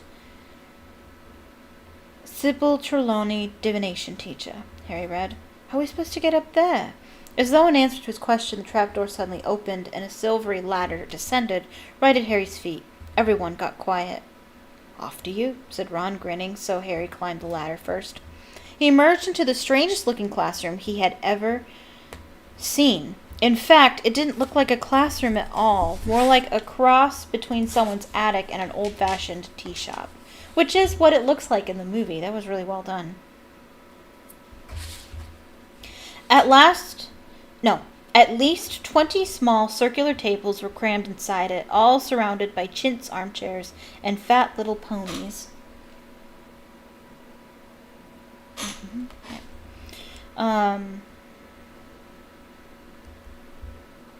Did I say ponies? Did I say that? Oh, no! I was thinking of Cadogan's horse. No. All surrounded by chintz armchairs and fat little poofs, I believe it's pronounced. It's spelled poufs. Is that how you pronounce it? I think I looked this up before. I might. Let's see. I don't know. I know what they are. I just don't know how to pronounce it. A poof, pouf, ottoman. What is a poof, pouf? What is it? Yes, I know what it is. I want to know how to pronounce it. Can I get a definition?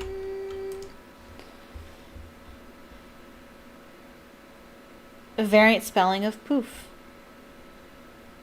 Poof. Alright, that is how you pronounce it. Good to know.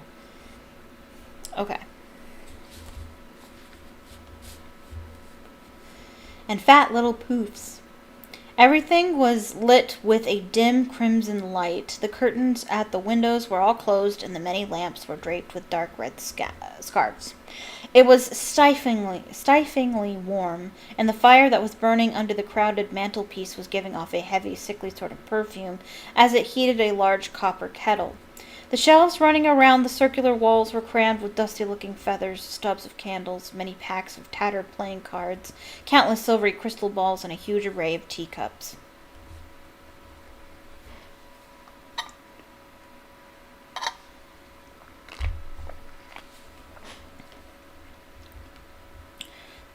Ron appeared at Harry's shoulder as the class assembled around them, all talking in whispers.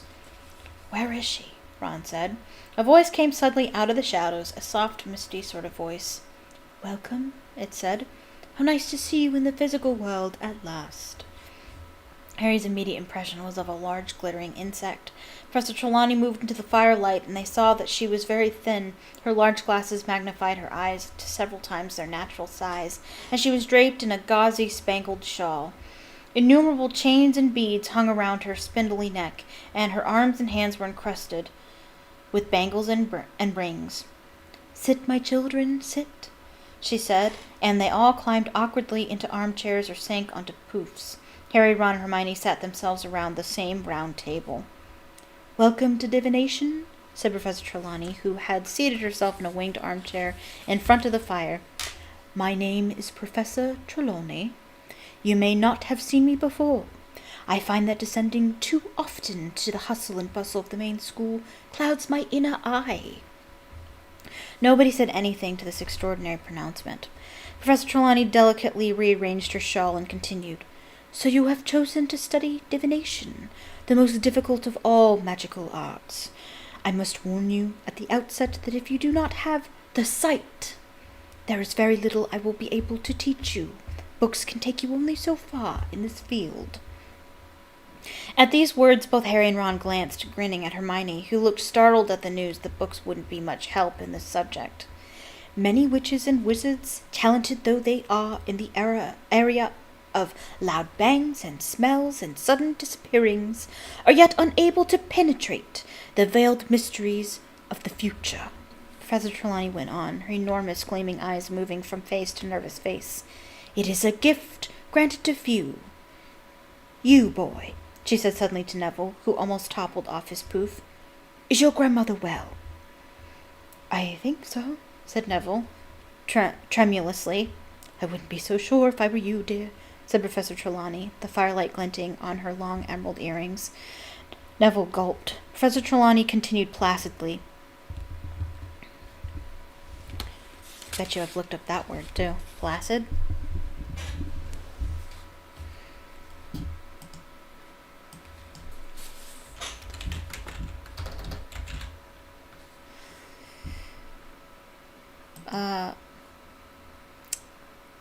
Not easily excited. Okay. Calm. Peaceful. Okay, that's good. Calmly. We will be covering the basic methods of divination this year. The first term will be devoted to reading the tea leaves. Next term we shall progress to palmistry. By the way, my dear, she shot suddenly at Parvati Patil, beware a red-haired man.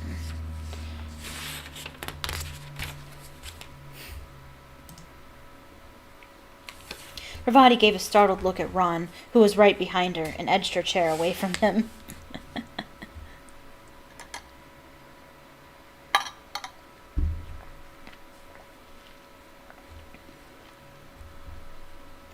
In the second term, Professor Trelawney went on, we shall progress to the crystal ball.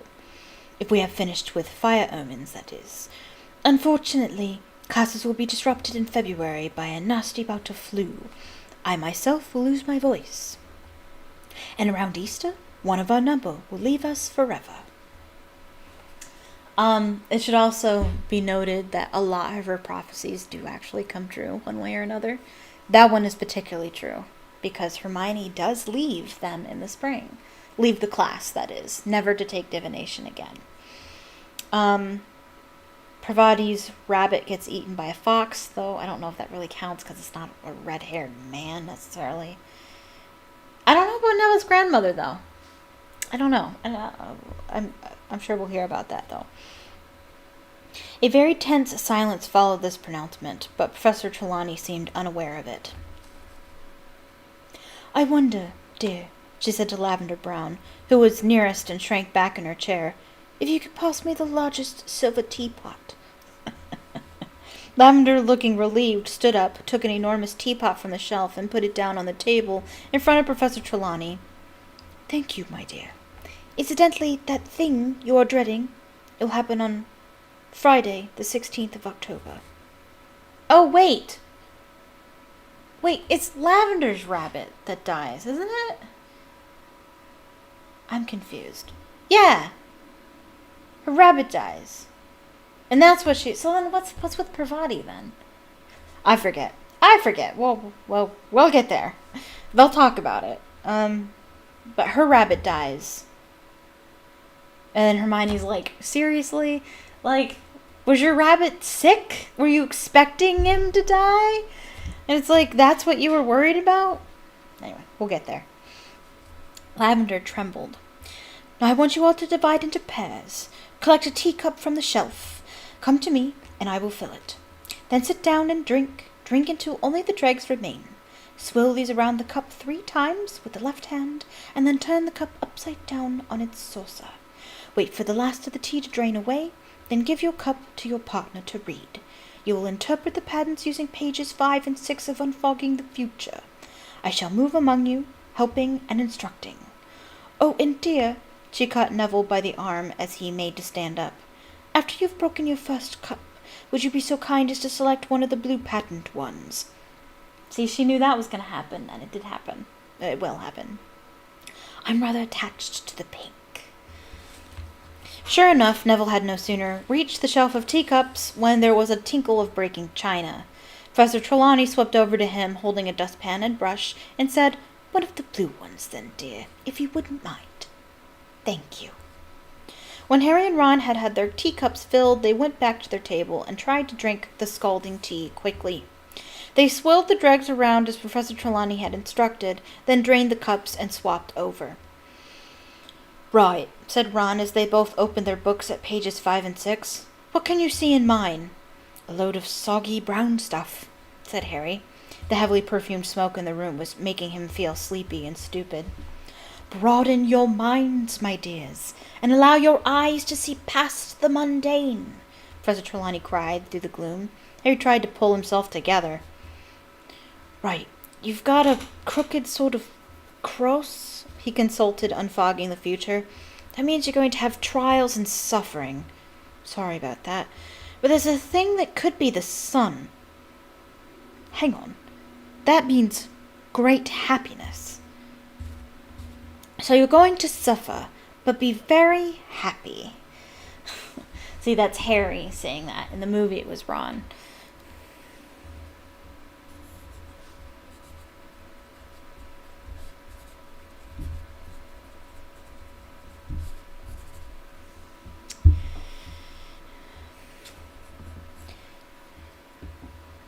"You need your inner eye tested, if you ask me," said Ron, and they both had to stifle their laughs as Professor Trelawney gazed in their direction. "My turn." Ron peered into Harry's teacup, his forehead wrinkled with effort. "There's a blob a bit like a bowler hat," he said. "Maybe you're going to work for the Ministry of Magic." Actually, he will, but, I don't think that's what Ron's really seeing. I think most people end up working for the Ministry of Magic. I think it's a pretty common career path in the Wizarding world. He turned the teacup the other way up. But this way it looks more like an acorn. What's that? He scanned his copy of Unfogging the Future. "A windfall, unexpected gold. Excellent, you can lend me some. And there's a thing here." He turned the cup again. "It looks like an animal. Yeah, if that was its head, it looks like a hippo. No, a sheep."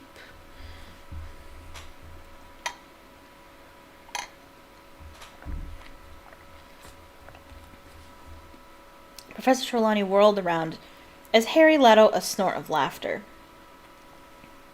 "Let me see that, my dear," she said reprovingly to Ron, sweeping over and snatching Harry's cup from him. Everyone went quiet to watch. Professor Trelawney was staring into the teacup, rotating it counterclockwise. "The falcon? My dear, you have a deadly enemy." "But everyone knows that," said Hermione in a loud whisper. Professor Trelawney stared at her. "Well, they do," said Hermione. "Everybody knows about Harry and you-know-who." Harry and Ron stared at her with a mixture of amazement and admiration. They'd never heard Hermione speak to a teacher like that before. Professor Trelawney chose not to reply. She lowered her huge eyes to Harry's cup again and continued to turn it. "The club. An attack. Dear, dear, this is not a happy cup." "I thought that was a bowler hat," said Ron sheepishly. "The skull. Danger in your path, my dear." Everyone was staring transfixed at Professor Trelawney, who gave the cup a final turn, gasped, and then screamed. There was another tinkle of breaking china. Neville smashed his second cup. Professor Trelawney sank into a vacant armchair, her glittering hand at her heart and her eyes closed. "My dear boy. My poor, dear boy. No. It is kinder not to say. No, don't ask me." "What is it, Professor?" said Dean Thomas at once. Everyone had got to their feet, and slowly they crowded around Harry and Ron's table, pressing close to Professor Trelawney's chair to get a good look at Harry's cup. My dear, Professor Trelawney's huge eyes opened dramatically. You have the Grim. The what? Said Harry. He could tell that he wasn't the only one who didn't understand. Dean Thomas shrugged at him, and Lavender Brown looked puzzled, but nearly everybody else clapped their hands to their mouths in horror. The Grim, my dear, the Grim, cried Professor Trelawney, who looked shocked that Harry hadn't understood. The giant spectral dog that haunts churchyards. My dear boy, it is an omen, the worst omen, of death. I mean, she's not wrong, I guess.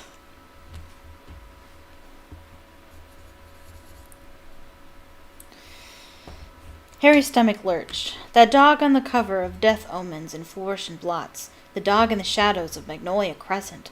Lavender Brown clapped her hands to her mouth, too. Everyone was looking at Harry, everyone except Hermione, who had gotten up and moved around to the back of Professor Trelawney's chair. I don't think it looks like a Grim, she said flatly. Professor Trelawney surveyed Hermione with mounting dislike. You'll forgive me for saying so, my dear, but I perceive very little aura around you. Very little receptivity to the resonances of the future. Seamus Finnegan was tilting his head from side to side.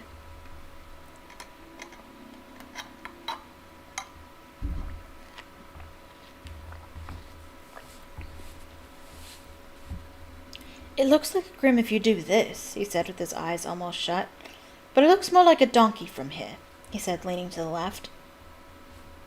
When you've all finished deciding whether I'm going to die or not, said Harry, taking even himself by surprise. Now nobody seemed to want to look at him. I think we will leave the lesson here for today, said Professor Trelawney in her mistiest voice. Yes, please pack away your things. Silently the class took their teacups back to Professor Trelawney, packed away their books, and closed their bags. Even Ron was avoiding Harry's eyes. Until we meet again, said Professor Trelawney faintly. Fair fortune be yours. Oh, and dear, she pointed at Neville, you'll be late next time, so mind you work extra hard to catch up. Harry, Ron, and Hermione descended Professor Trelawney's ladder and the winding stair in silence, then set off for Professor McGonagall's transfiguration lesson. Oh, I like Professor McGonagall's response to the class. It took them so long to find her classroom that, early as they had left divination, they were only just in time. Harry chose a seat right at the back of the room, feeling as though he was sitting in a very bright spotlight. The rest of the class kept shooting furtive glances at him as though he were about to drop dead at any moment. He hardly heard what Professor McGonagall was telling them about Animagi, I'm pretty sure. Wizards who could transform at will into animals. And wasn't even watching when she transformed herself in front of their eyes. Oh yeah, I forget that she's one. Into a tabby cat with spectacle markings around her eyes. Really, what has got into you all today? Said Professor McGonagall, turning back into herself with a faint pop and staring around at them all. Not that it matters, but that's the first time my transfiguration's not got applause from a class. Everybody's heads turned toward Harry again, but nobody spoke. Then Hermione raised her hand. Please, Professor, we've just had our first divination class, and we were reading the tea leaves, and... Of course, said Professor McGonagall, suddenly frowning. There's no need to say any more, Miss Granger. Tell me, which of you will be dying this year? Everyone stared at her. Me, said Harry finally. I see, said Professor McGonagall, fixing Harry with her beady eyes. And you should know, Potter, that Sybil Trelawney has predicted the death of one student a year since she arrived at this school. None of them has died yet. Seeing death omens is her favorite way of greeting a new class. If it were not for the fact that I never spoke ill of my colleagues... Professor McGonagall broke off, and they saw that her nostrils had gone white. She went on more calmly.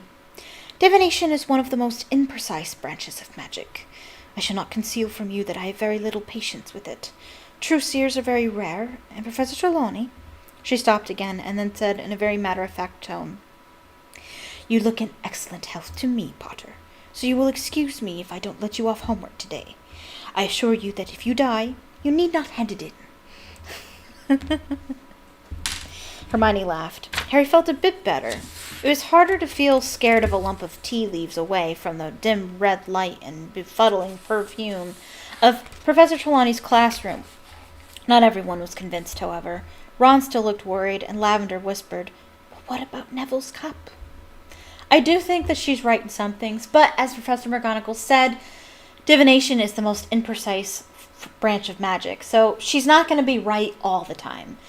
But she is right about Harry. Harry might not die this year, but he is going to die.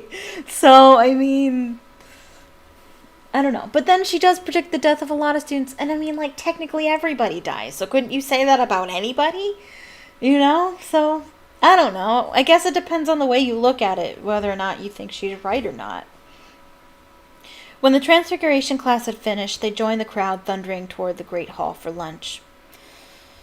"Ron, cheer up," said Hermione, pushing a dish of stew toward him. "You heard what Professor McGonagall said." Ron spooned stew onto his plate and picked up his fork, but didn't start. "Harry," he said in a low, serious voice, "you haven't seen a great black dog anywhere, have you?" "Maybe."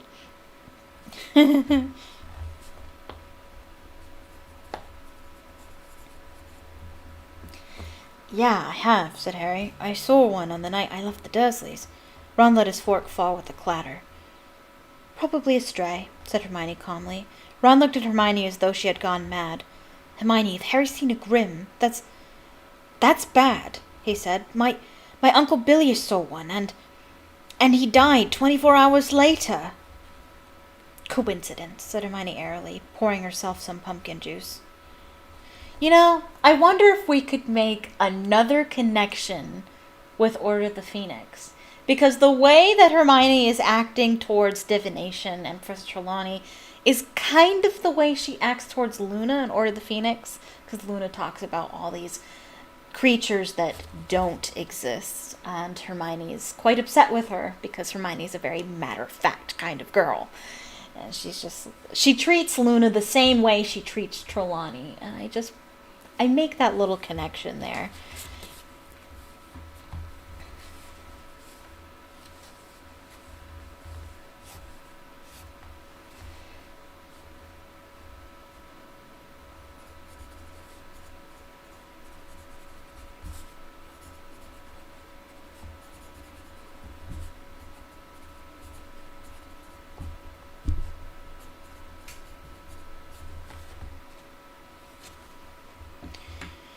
"You don't know what you're talking about," said Ron, starting to get angry. "Grim scared the living daylights out of most wizards."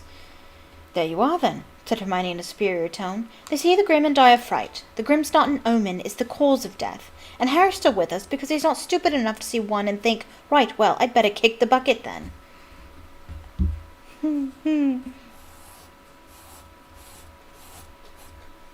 Ron mouthed wordlessly at Hermione, who opened her bag, took out her new arithmancy book, and propped it open against the juice jug.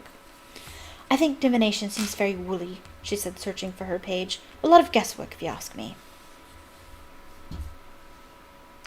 I'll look at the word woolly. I can guess what it means, but...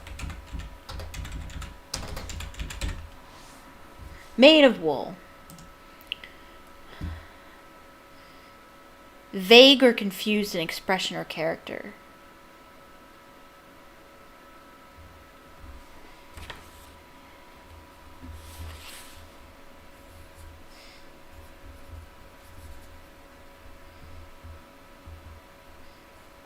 I'll just put vague. She said, searching for her page. A lot of guesswork, if you ask me. "There was nothing woolly about the Grim in that cup," said Ron hotly. "You didn't seem quite so confident when you were telling Harry it was a sheep." "You did say it was woolly," said Hermione coolly. Professor Trelawney said you didn't have the right aura. You just don't like being bad at something for a change." He had touched a nerve. Hermione slammed her arithmancy book down on the table so hard that the bits of meat and carrot flew everywhere. "If being good at divination means I have to pretend to see death omens in a lump of tea leaves, I'm not sure I'll be studying it much longer. The lesson was absolute rubbish compared with my arithmancy class." She snatched up her bag and stalked away. Ron frowned after her. "What's she talking about?" he said to Harry. "She hasn't been to arithmancy class yet." Harry was pleased to get out of the castle after lunch. Yesterday's rain had cleared, the sky was a clear pale gray, and the grass was springy and damp underfoot as they set off for their first ever Care of Magical Creatures class. Ron and Hermione weren't speaking to each other. Surprise, surprise, that's what I wrote. Harry walked beside them in silence as they went down the sloping lawns to Hagrid's hut on the edge of the Forbidden Forest. It was only when he spotted three only too familiar backs ahead of them that he realized they must be having these lessons with the Slytherins. Malfoy was talking animatedly to Crabbe and Goyle, who were chortling. Harry was quite sure he knew what they were talking about.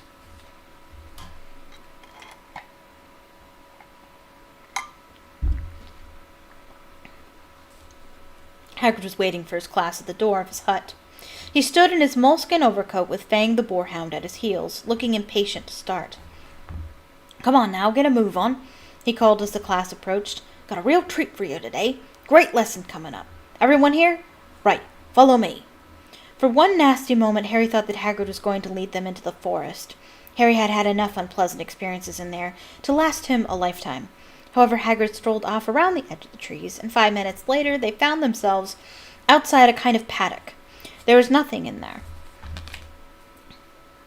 I underlined the part where it says Harry had enough unpleasant experiences in there to last him a lifetime, and I wrote on the edge, "Trust me, there are more to come." Your death will happen in the Forbidden Forest, now that I think about it. Yeah. Everyone gather around the fence here, he called. That's it. Make sure you can see. Now, first thing you'll want to do is open your books. How? Said the cold, drawling voice of Draco Malfoy. Exactly how do we do that? Eh? Said Hagrid. How do we open our books? Malfoy repeated. He took out his copy of the Monster Book of Monsters, which he had bound shut with a length of rope. Other people took theirs out too. Some, like Harry, had belted their books shut. Others had crammed them inside tight bags or clamped them together with binder clips. Hasn't anyone been able to open their books? Said Hagrid, looking crestfallen. The class all shook their heads. You've got to stroke 'em, said Hagrid, as though this was the most obvious thing in the world. Look, he took Hermione's copy and ripped off the spellotape that bound it. The book tried to bite, but Hagrid ran a giant forefinger down its spine, and the book shivered and then fell open and lay quiet in his hand. Oh, how silly we've all been, Malfoy sneered. We should have stroked them. Why didn't we guess? I thought they were funny, Hagrid said, uncertain to Hermione. Oh, tremendously funny, said Malfoy. Really witty, giving us books that try and rip our hands off. Shut up, Malfoy, said Harry quietly. Hagrid was looking downcast, and Harry wanted Hagrid's first lesson to be a success. Right then, said Hagrid, who seemed to have lost his tread. Tread? Thread. So you got your books, and now you need the magical creatures. Yeah. So I'll go and get 'em. Hang on. He strode away from them into the forest and out of sight. God, this place is going to the dogs, said Malfoy loudly. That oaf teaching classes. My father will have a fit when I tell him. Shut up, Malfoy, Harry repeated. Careful, Potter. There's a Dementor behind you. Ooh, squealed Lavender Brown, pointing toward the opposite side of the paddock. Trotting toward them was a dozen of the most bizarre creatures Harry had ever seen. They had the bodies, hind legs, and tails of horses, but the front legs, wings, and heads of what seemed to be giant eagles with cruel, steel-colored beaks and large, brilliant orange eyes. The talons on their front legs were half a foot long and deadly looking.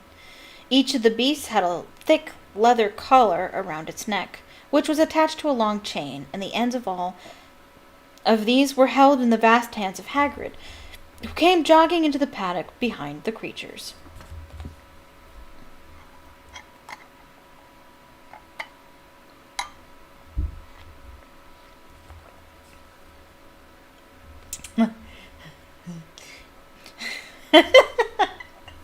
Sorry. It says, "Gee up there," he roared. But in the game he says, "Gee up there." What they don't realize is he's trying to say giddy up, is just saying it in his in his accent, so it's G up there. But in the game, it says G up there. It's just silly sounding. Gee up there, he roared, shaking the chains and urging the creatures toward the fence where the class stood. Everyone drew back slightly as Hagrid reached them and tethered the creatures to the fence. Hippogriffs, Hagrid roared happily, waving a hand at them. Beautiful, aren't they? Harry could sort of see what Hagrid meant. Once you got over the first shock of seeing something that was half horse, half bird, you started to appreciate the hippogriffs' gleaming coats, changing smoothly from feather to hair, each of them a different color. Stormy gray, bronze, pinkish rowan, gleaming chestnut, and inky black. So, said Hagrid, rubbing his hands together and beaming around, if you want to come a bit nearer. No one seemed to want to. Harry, Ron, and Hermione, however, approached the fence cautiously. Now, first thing you gotta know about hippogriffs is they're proud, said Hagrid. Easily offended, hippogriffs are. Don't never insult one, 'cause it might be the last thing you do. Malfoy, Crabbe, and Goyle weren't listening. They were talking in an undertone, and Harry had a nasty feeling they were plotting how best to disrupt the lesson. You always wait for the hippogriff to make the first move, Hagrid continued. It's polite, see? You walk toward him, and you bow, and you wait. If he bows back, you're allowed to touch him. If he doesn't bow, then get away from him sharpish, 'cause those talons hurt. Right. Who wants to go first? I do. I remember when I was a teenager, I literally cried because I knew that I would never, ever get to actually ride a hippogriff. There was a time when I actually cried over things like that. I kind of still would if I actually sat and thought about it, but one of my greatest dreams is to ride a hippogriff. I absolutely would just love that. So,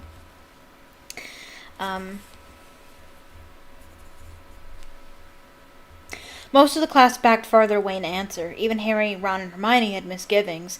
The hippogriffs were tossing their fierce heads and flexing their powerful wings. They didn't seem to like being tethered like this. No one? Said Hagrid with a pleading look. I'll do it, said Harry. There was an intake of breath from behind him, and both Lavender and Parvati whispered, Ooh, no, Harry, remember your tea leaves. Harry ignored them. He climbed over the paddock fence. Good man, Harry, roared Hagrid. Right then, let's see how you get on with Buckbeak. He untied one of the chains, pulled the gray hippogriff away from its fellows, and slipped off its leather collar.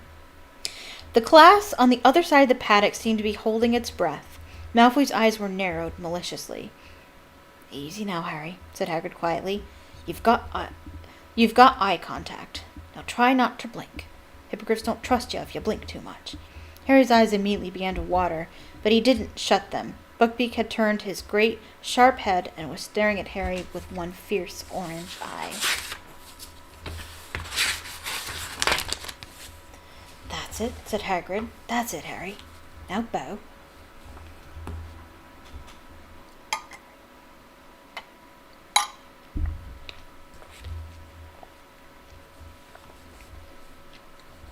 Harry didn't feel much like exposing the back of his neck to Buckbeak, but he did as he was told. He gave a short bow and then looked up. The hippogriff was still staring haughtily at him. It didn't move. Ah, said Hagrid, sounding worried. Right. Back away now, Harry. Easy does it. But then, to Harry's enormous surprise, the hippogriff suddenly bent its scaly front knees and sank into what was an unmistakable bow. Well done, Harry, said Hagrid, ecstatic. Right. You can touch him. Pat his beak. Go on. Feeling that a better reward would have been to back away, Harry moved slowly toward the hippogriff and reached out toward it. He patted the beak several times, and the hippogriff closed its eyes lazily, as though enjoying it. I wrote, I would. The class broke into applause, all except for Malfoy, Crabbe, and Goyle, who were looking deeply disappointed. Right then, Harry, said Hagrid. I reckon he might let you ride him.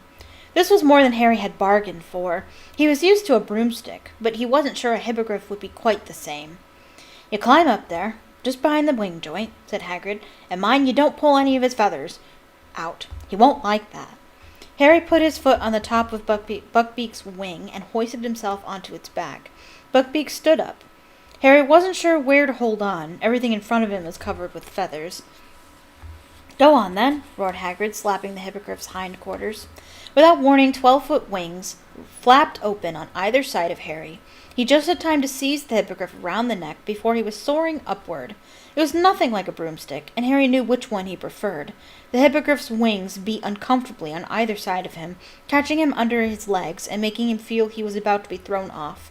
The glossy feathers slipped under his fingers, and he didn't dare get a stronger grip.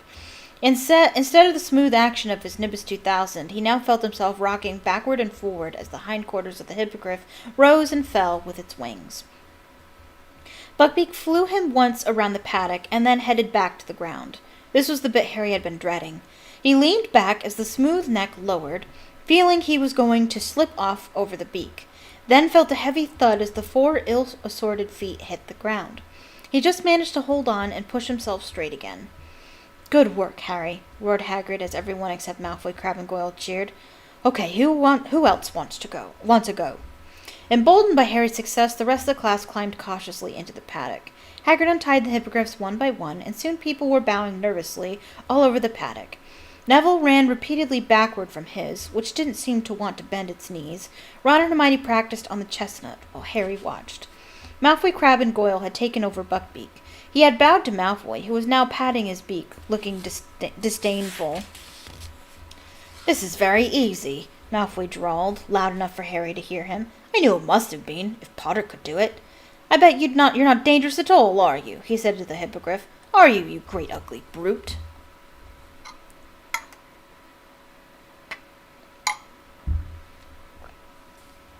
It happened in a flash of steely talons. Malfoy let out a high-pitched scream, and next moment Hagrid was wrestling Buckbeak back into his collar as he strained to get at Malfoy, who lay curled in the grass, blood blossoming over his robes. "I'm dying!" Malfoy yelled as the class panicked. "I'm dying! Look at me! It's killed me!" "You're not dying," said Hagrid, who had gone very white. "Someone help me. Gotta get him out of here." Hermione ran to hold open the gate as Hagrid lifted Malfoy easily. As they passed, Harry saw that there was a long, deep gash on Malfoy's arm. Blood splattered the grass, and Hagrid ran after him, up the slope toward the castle. Ran with him, I was about to say. That doesn't make any sense. Very shaken, the Care of Magical Creatures class followed at a walk. The Slytherins were all shouting about Hagrid. "They should fire him straight away," said Pansy Parkinson, who was in tears. "It was Malfoy's fault," snapped Dean Thomas. Crabbe and Goyle flexed their muscles threateningly. They all climbed the stone steps into the deserted entrance hall. "I'm going to see if he's okay," said Pansy, and they all watched her run up the marble staircase. The Slytherins, still muttering about Hagrid, headed away in the direction of their dungeon common room. Harry, Ron, and Hermione proceeded upstairs to Gryffindor Tower. "Do you think he'll be all right?" said Hermione nervously. "Of course he will. Madame Pomfrey can mend cuts in about a second," said Harry, who had had far worse injuries mended magically by the nurse. "That was a really bad thing to happen in Hagrid's first class, though, wasn't it?" said Ron, looking worried. "Trust Malfoy to mess things up for him." "How many times do kids get injured in these classes anyway? It happens quite often. It's kind of expected in Care of Magical Creatures. It shouldn't be this big of a deal." They were among the first to reach the great hall at dinner time, hoping to see Hagrid, but he wasn't there. "They wouldn't fire him, would they?" said Hermione anxiously, not touching her steak and kidney pudding. "They'd better not," said Ron, who wasn't eating either. Harry was watching the Slytherin table. A large group, including Crabbe and Goyle, were huddled together, deep in conversation. Harry was sure they were cooking up their own version of how Malfoy had been injured. "Well, you can't say it wasn't an interesting first day back," said Ron gloomily. They went up to the crowded Gryffindor common room after dinner and tried to do the homework Professor McGonagall had given them, but all three of them kept breaking off and glancing out of the tower window. "There's a light on in Hagrid's window," Harry said suddenly. Ron looked at his watch.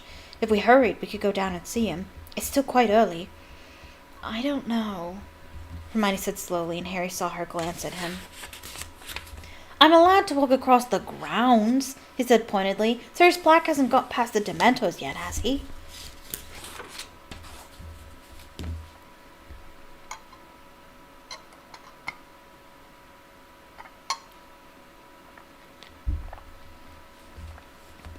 So they put their things away and headed out of the portrait hall, glad to meet nobody on their way to the front doors, as they weren't entirely sure they were supposed to be out. The grass was still wet and looked almost black in the twilight. When they reached Hagrid's hut, they knocked, and a voice growled, "Come in." Hagrid was sitting in his shirt sleeves at his scrubbed wooden table. His boarhound, Fang, had his head in Hagrid's lap. One look told them that Hagrid had been drinking a lot. "Hagrid, you can't be doing this. You can't act like this every time something goes wrong. You can't. You can't afford it." There was a pewter tanker almost as big as a bucket in front of him, and he seemed to be having difficulty getting them into focus. "Expect it's a record," he said thickly when he recognized them. "Don't reckon they've ever had a teacher who lasted only a day before." "You haven't been fired, Hagrid," gasped Hermione. "Not yet," said Hagrid miserably, taking a huge gulp of whatever was in the tankard. "But it's only a matter of time, isn't it? After Malfoy." "How is he?" said Ron as they all sat down. "It wasn't serious, was it?" "Madame Pomfrey fixed him best she could," said Hagrid dully. "But he's saying it's still agony, covered in bandages, moaning." "He's faking it," said Harry at once. "Madame Pomfrey can mend anything. She regrew half my bones last year. Trust Malfoy to milk it for all it's worth." "School governors have been told, of course," said Hagrid miserably. "They reckon I started too big. Should have left hippogriffs for later. Done flubberworms or summit. Just thought it'd make a good first lesson. It's all my fault." "It is Malfoy's fault, Hagrid," said Hermione earnestly. "We're witnesses," said Harry. "You said hippogriffs attacked if you insult them. It's Malfoy's problem that he wasn't listening. We'll tell Dumbledore what really happened." "Yeah, don't worry, Hagrid. We'll back you up," said Ron. Tears leaked out of the crinkled corners of Hagrid's beetle-black eyes. He grabbed both Harry and Ron and pulled them into a bone-breaking hug. "I think you've had enough to drink, Hagrid," said Hermione firmly. She took the tankard from the table and went outside to empty it. Maybe she's right," said Hagrid, letting go of Harry and Ron, who both staggered away, rubbing their ribs. Hagrid heaved himself out of his chair and followed Hermione unsteadily outside. They heard a loud splash. "What's he done?" said Harry nervously as Hermione came back in with the empty tankard. "Stuck his head in the water barrel," said Hermione, putting the tankard away. Hagrid came back, his long hair and beard sopping wet, wiping the water out of his eyes. "That's better," he said, shaking his head like a dog and drenching them all. "Listen, it was good of you to come and see me. Hagrid stopped dead, staring at Harry as though he only just realized he was there. "What do you think you're doing, eh?" he roared, so suddenly that they jumped a foot in the air. "You're not go wandering around after dark, Harry. And you two, letting him." Hagrid strode over to Harry, grabbed his arm, and pulled him to the door. "Come on," Hagrid said angrily. "I'm taking you all back up to the school, and don't let me catch you walking down to see me after dark again. I'm not worth that." Okay. Alright, so that's the end of Chapter 6. So next week, we'll be reading Chapter 7, The Boggart in the Wardrobe, and Chapter 8, Flight of the Fat Lady, which seems really early. They just got to school. We're already getting to the part where Sirius Black breaks into the school. That seems... Wow. Wow. Alright, so thank you so much for joining me. I hope you enjoyed it. Please leave a like on the stream. It really helps. I would really appreciate it if you would like the stream or the video, whatever you're watching this. Click subscribe if you're not subscribed, and click the bell icon so you can be notified the next time I upload and the next time I go live. Feel free to... oh, good, Julia. Feel free to let me know what you thought of the stream in the comment section. And I'll be going live Thursday. Awesome. You have a good evening too, Julia. Please, what was I saying? Oh yeah. Next week I am streaming probably on Friday, 4 p.m. Eastern Standard Time, right here on YouTube. We're doing Lego Harry Potter, Year 7, Part 2, the last section. And on Saturday at 4 p.m. Eastern Standard Time, I will be doing Storytime Saturday, number 22, and we'll be reading chapters 7 and 8. 7 and 8 of Harry Potter and the Prisoner of Azkaban. And please don't forget If you haven't already and would still like to, you still can support Samaritan's Purse in Ukraine. Link in the description. Even if it's not live anymore, the link will still work. Please, please donate. And let me know in the comments if you have done so. If you would like more information about me, about streaming schedule and whatnot, follow me on Twitter. Link in the description. And that's it. Thank you so much for watching, and I hope you have a magical evening. Bye-bye.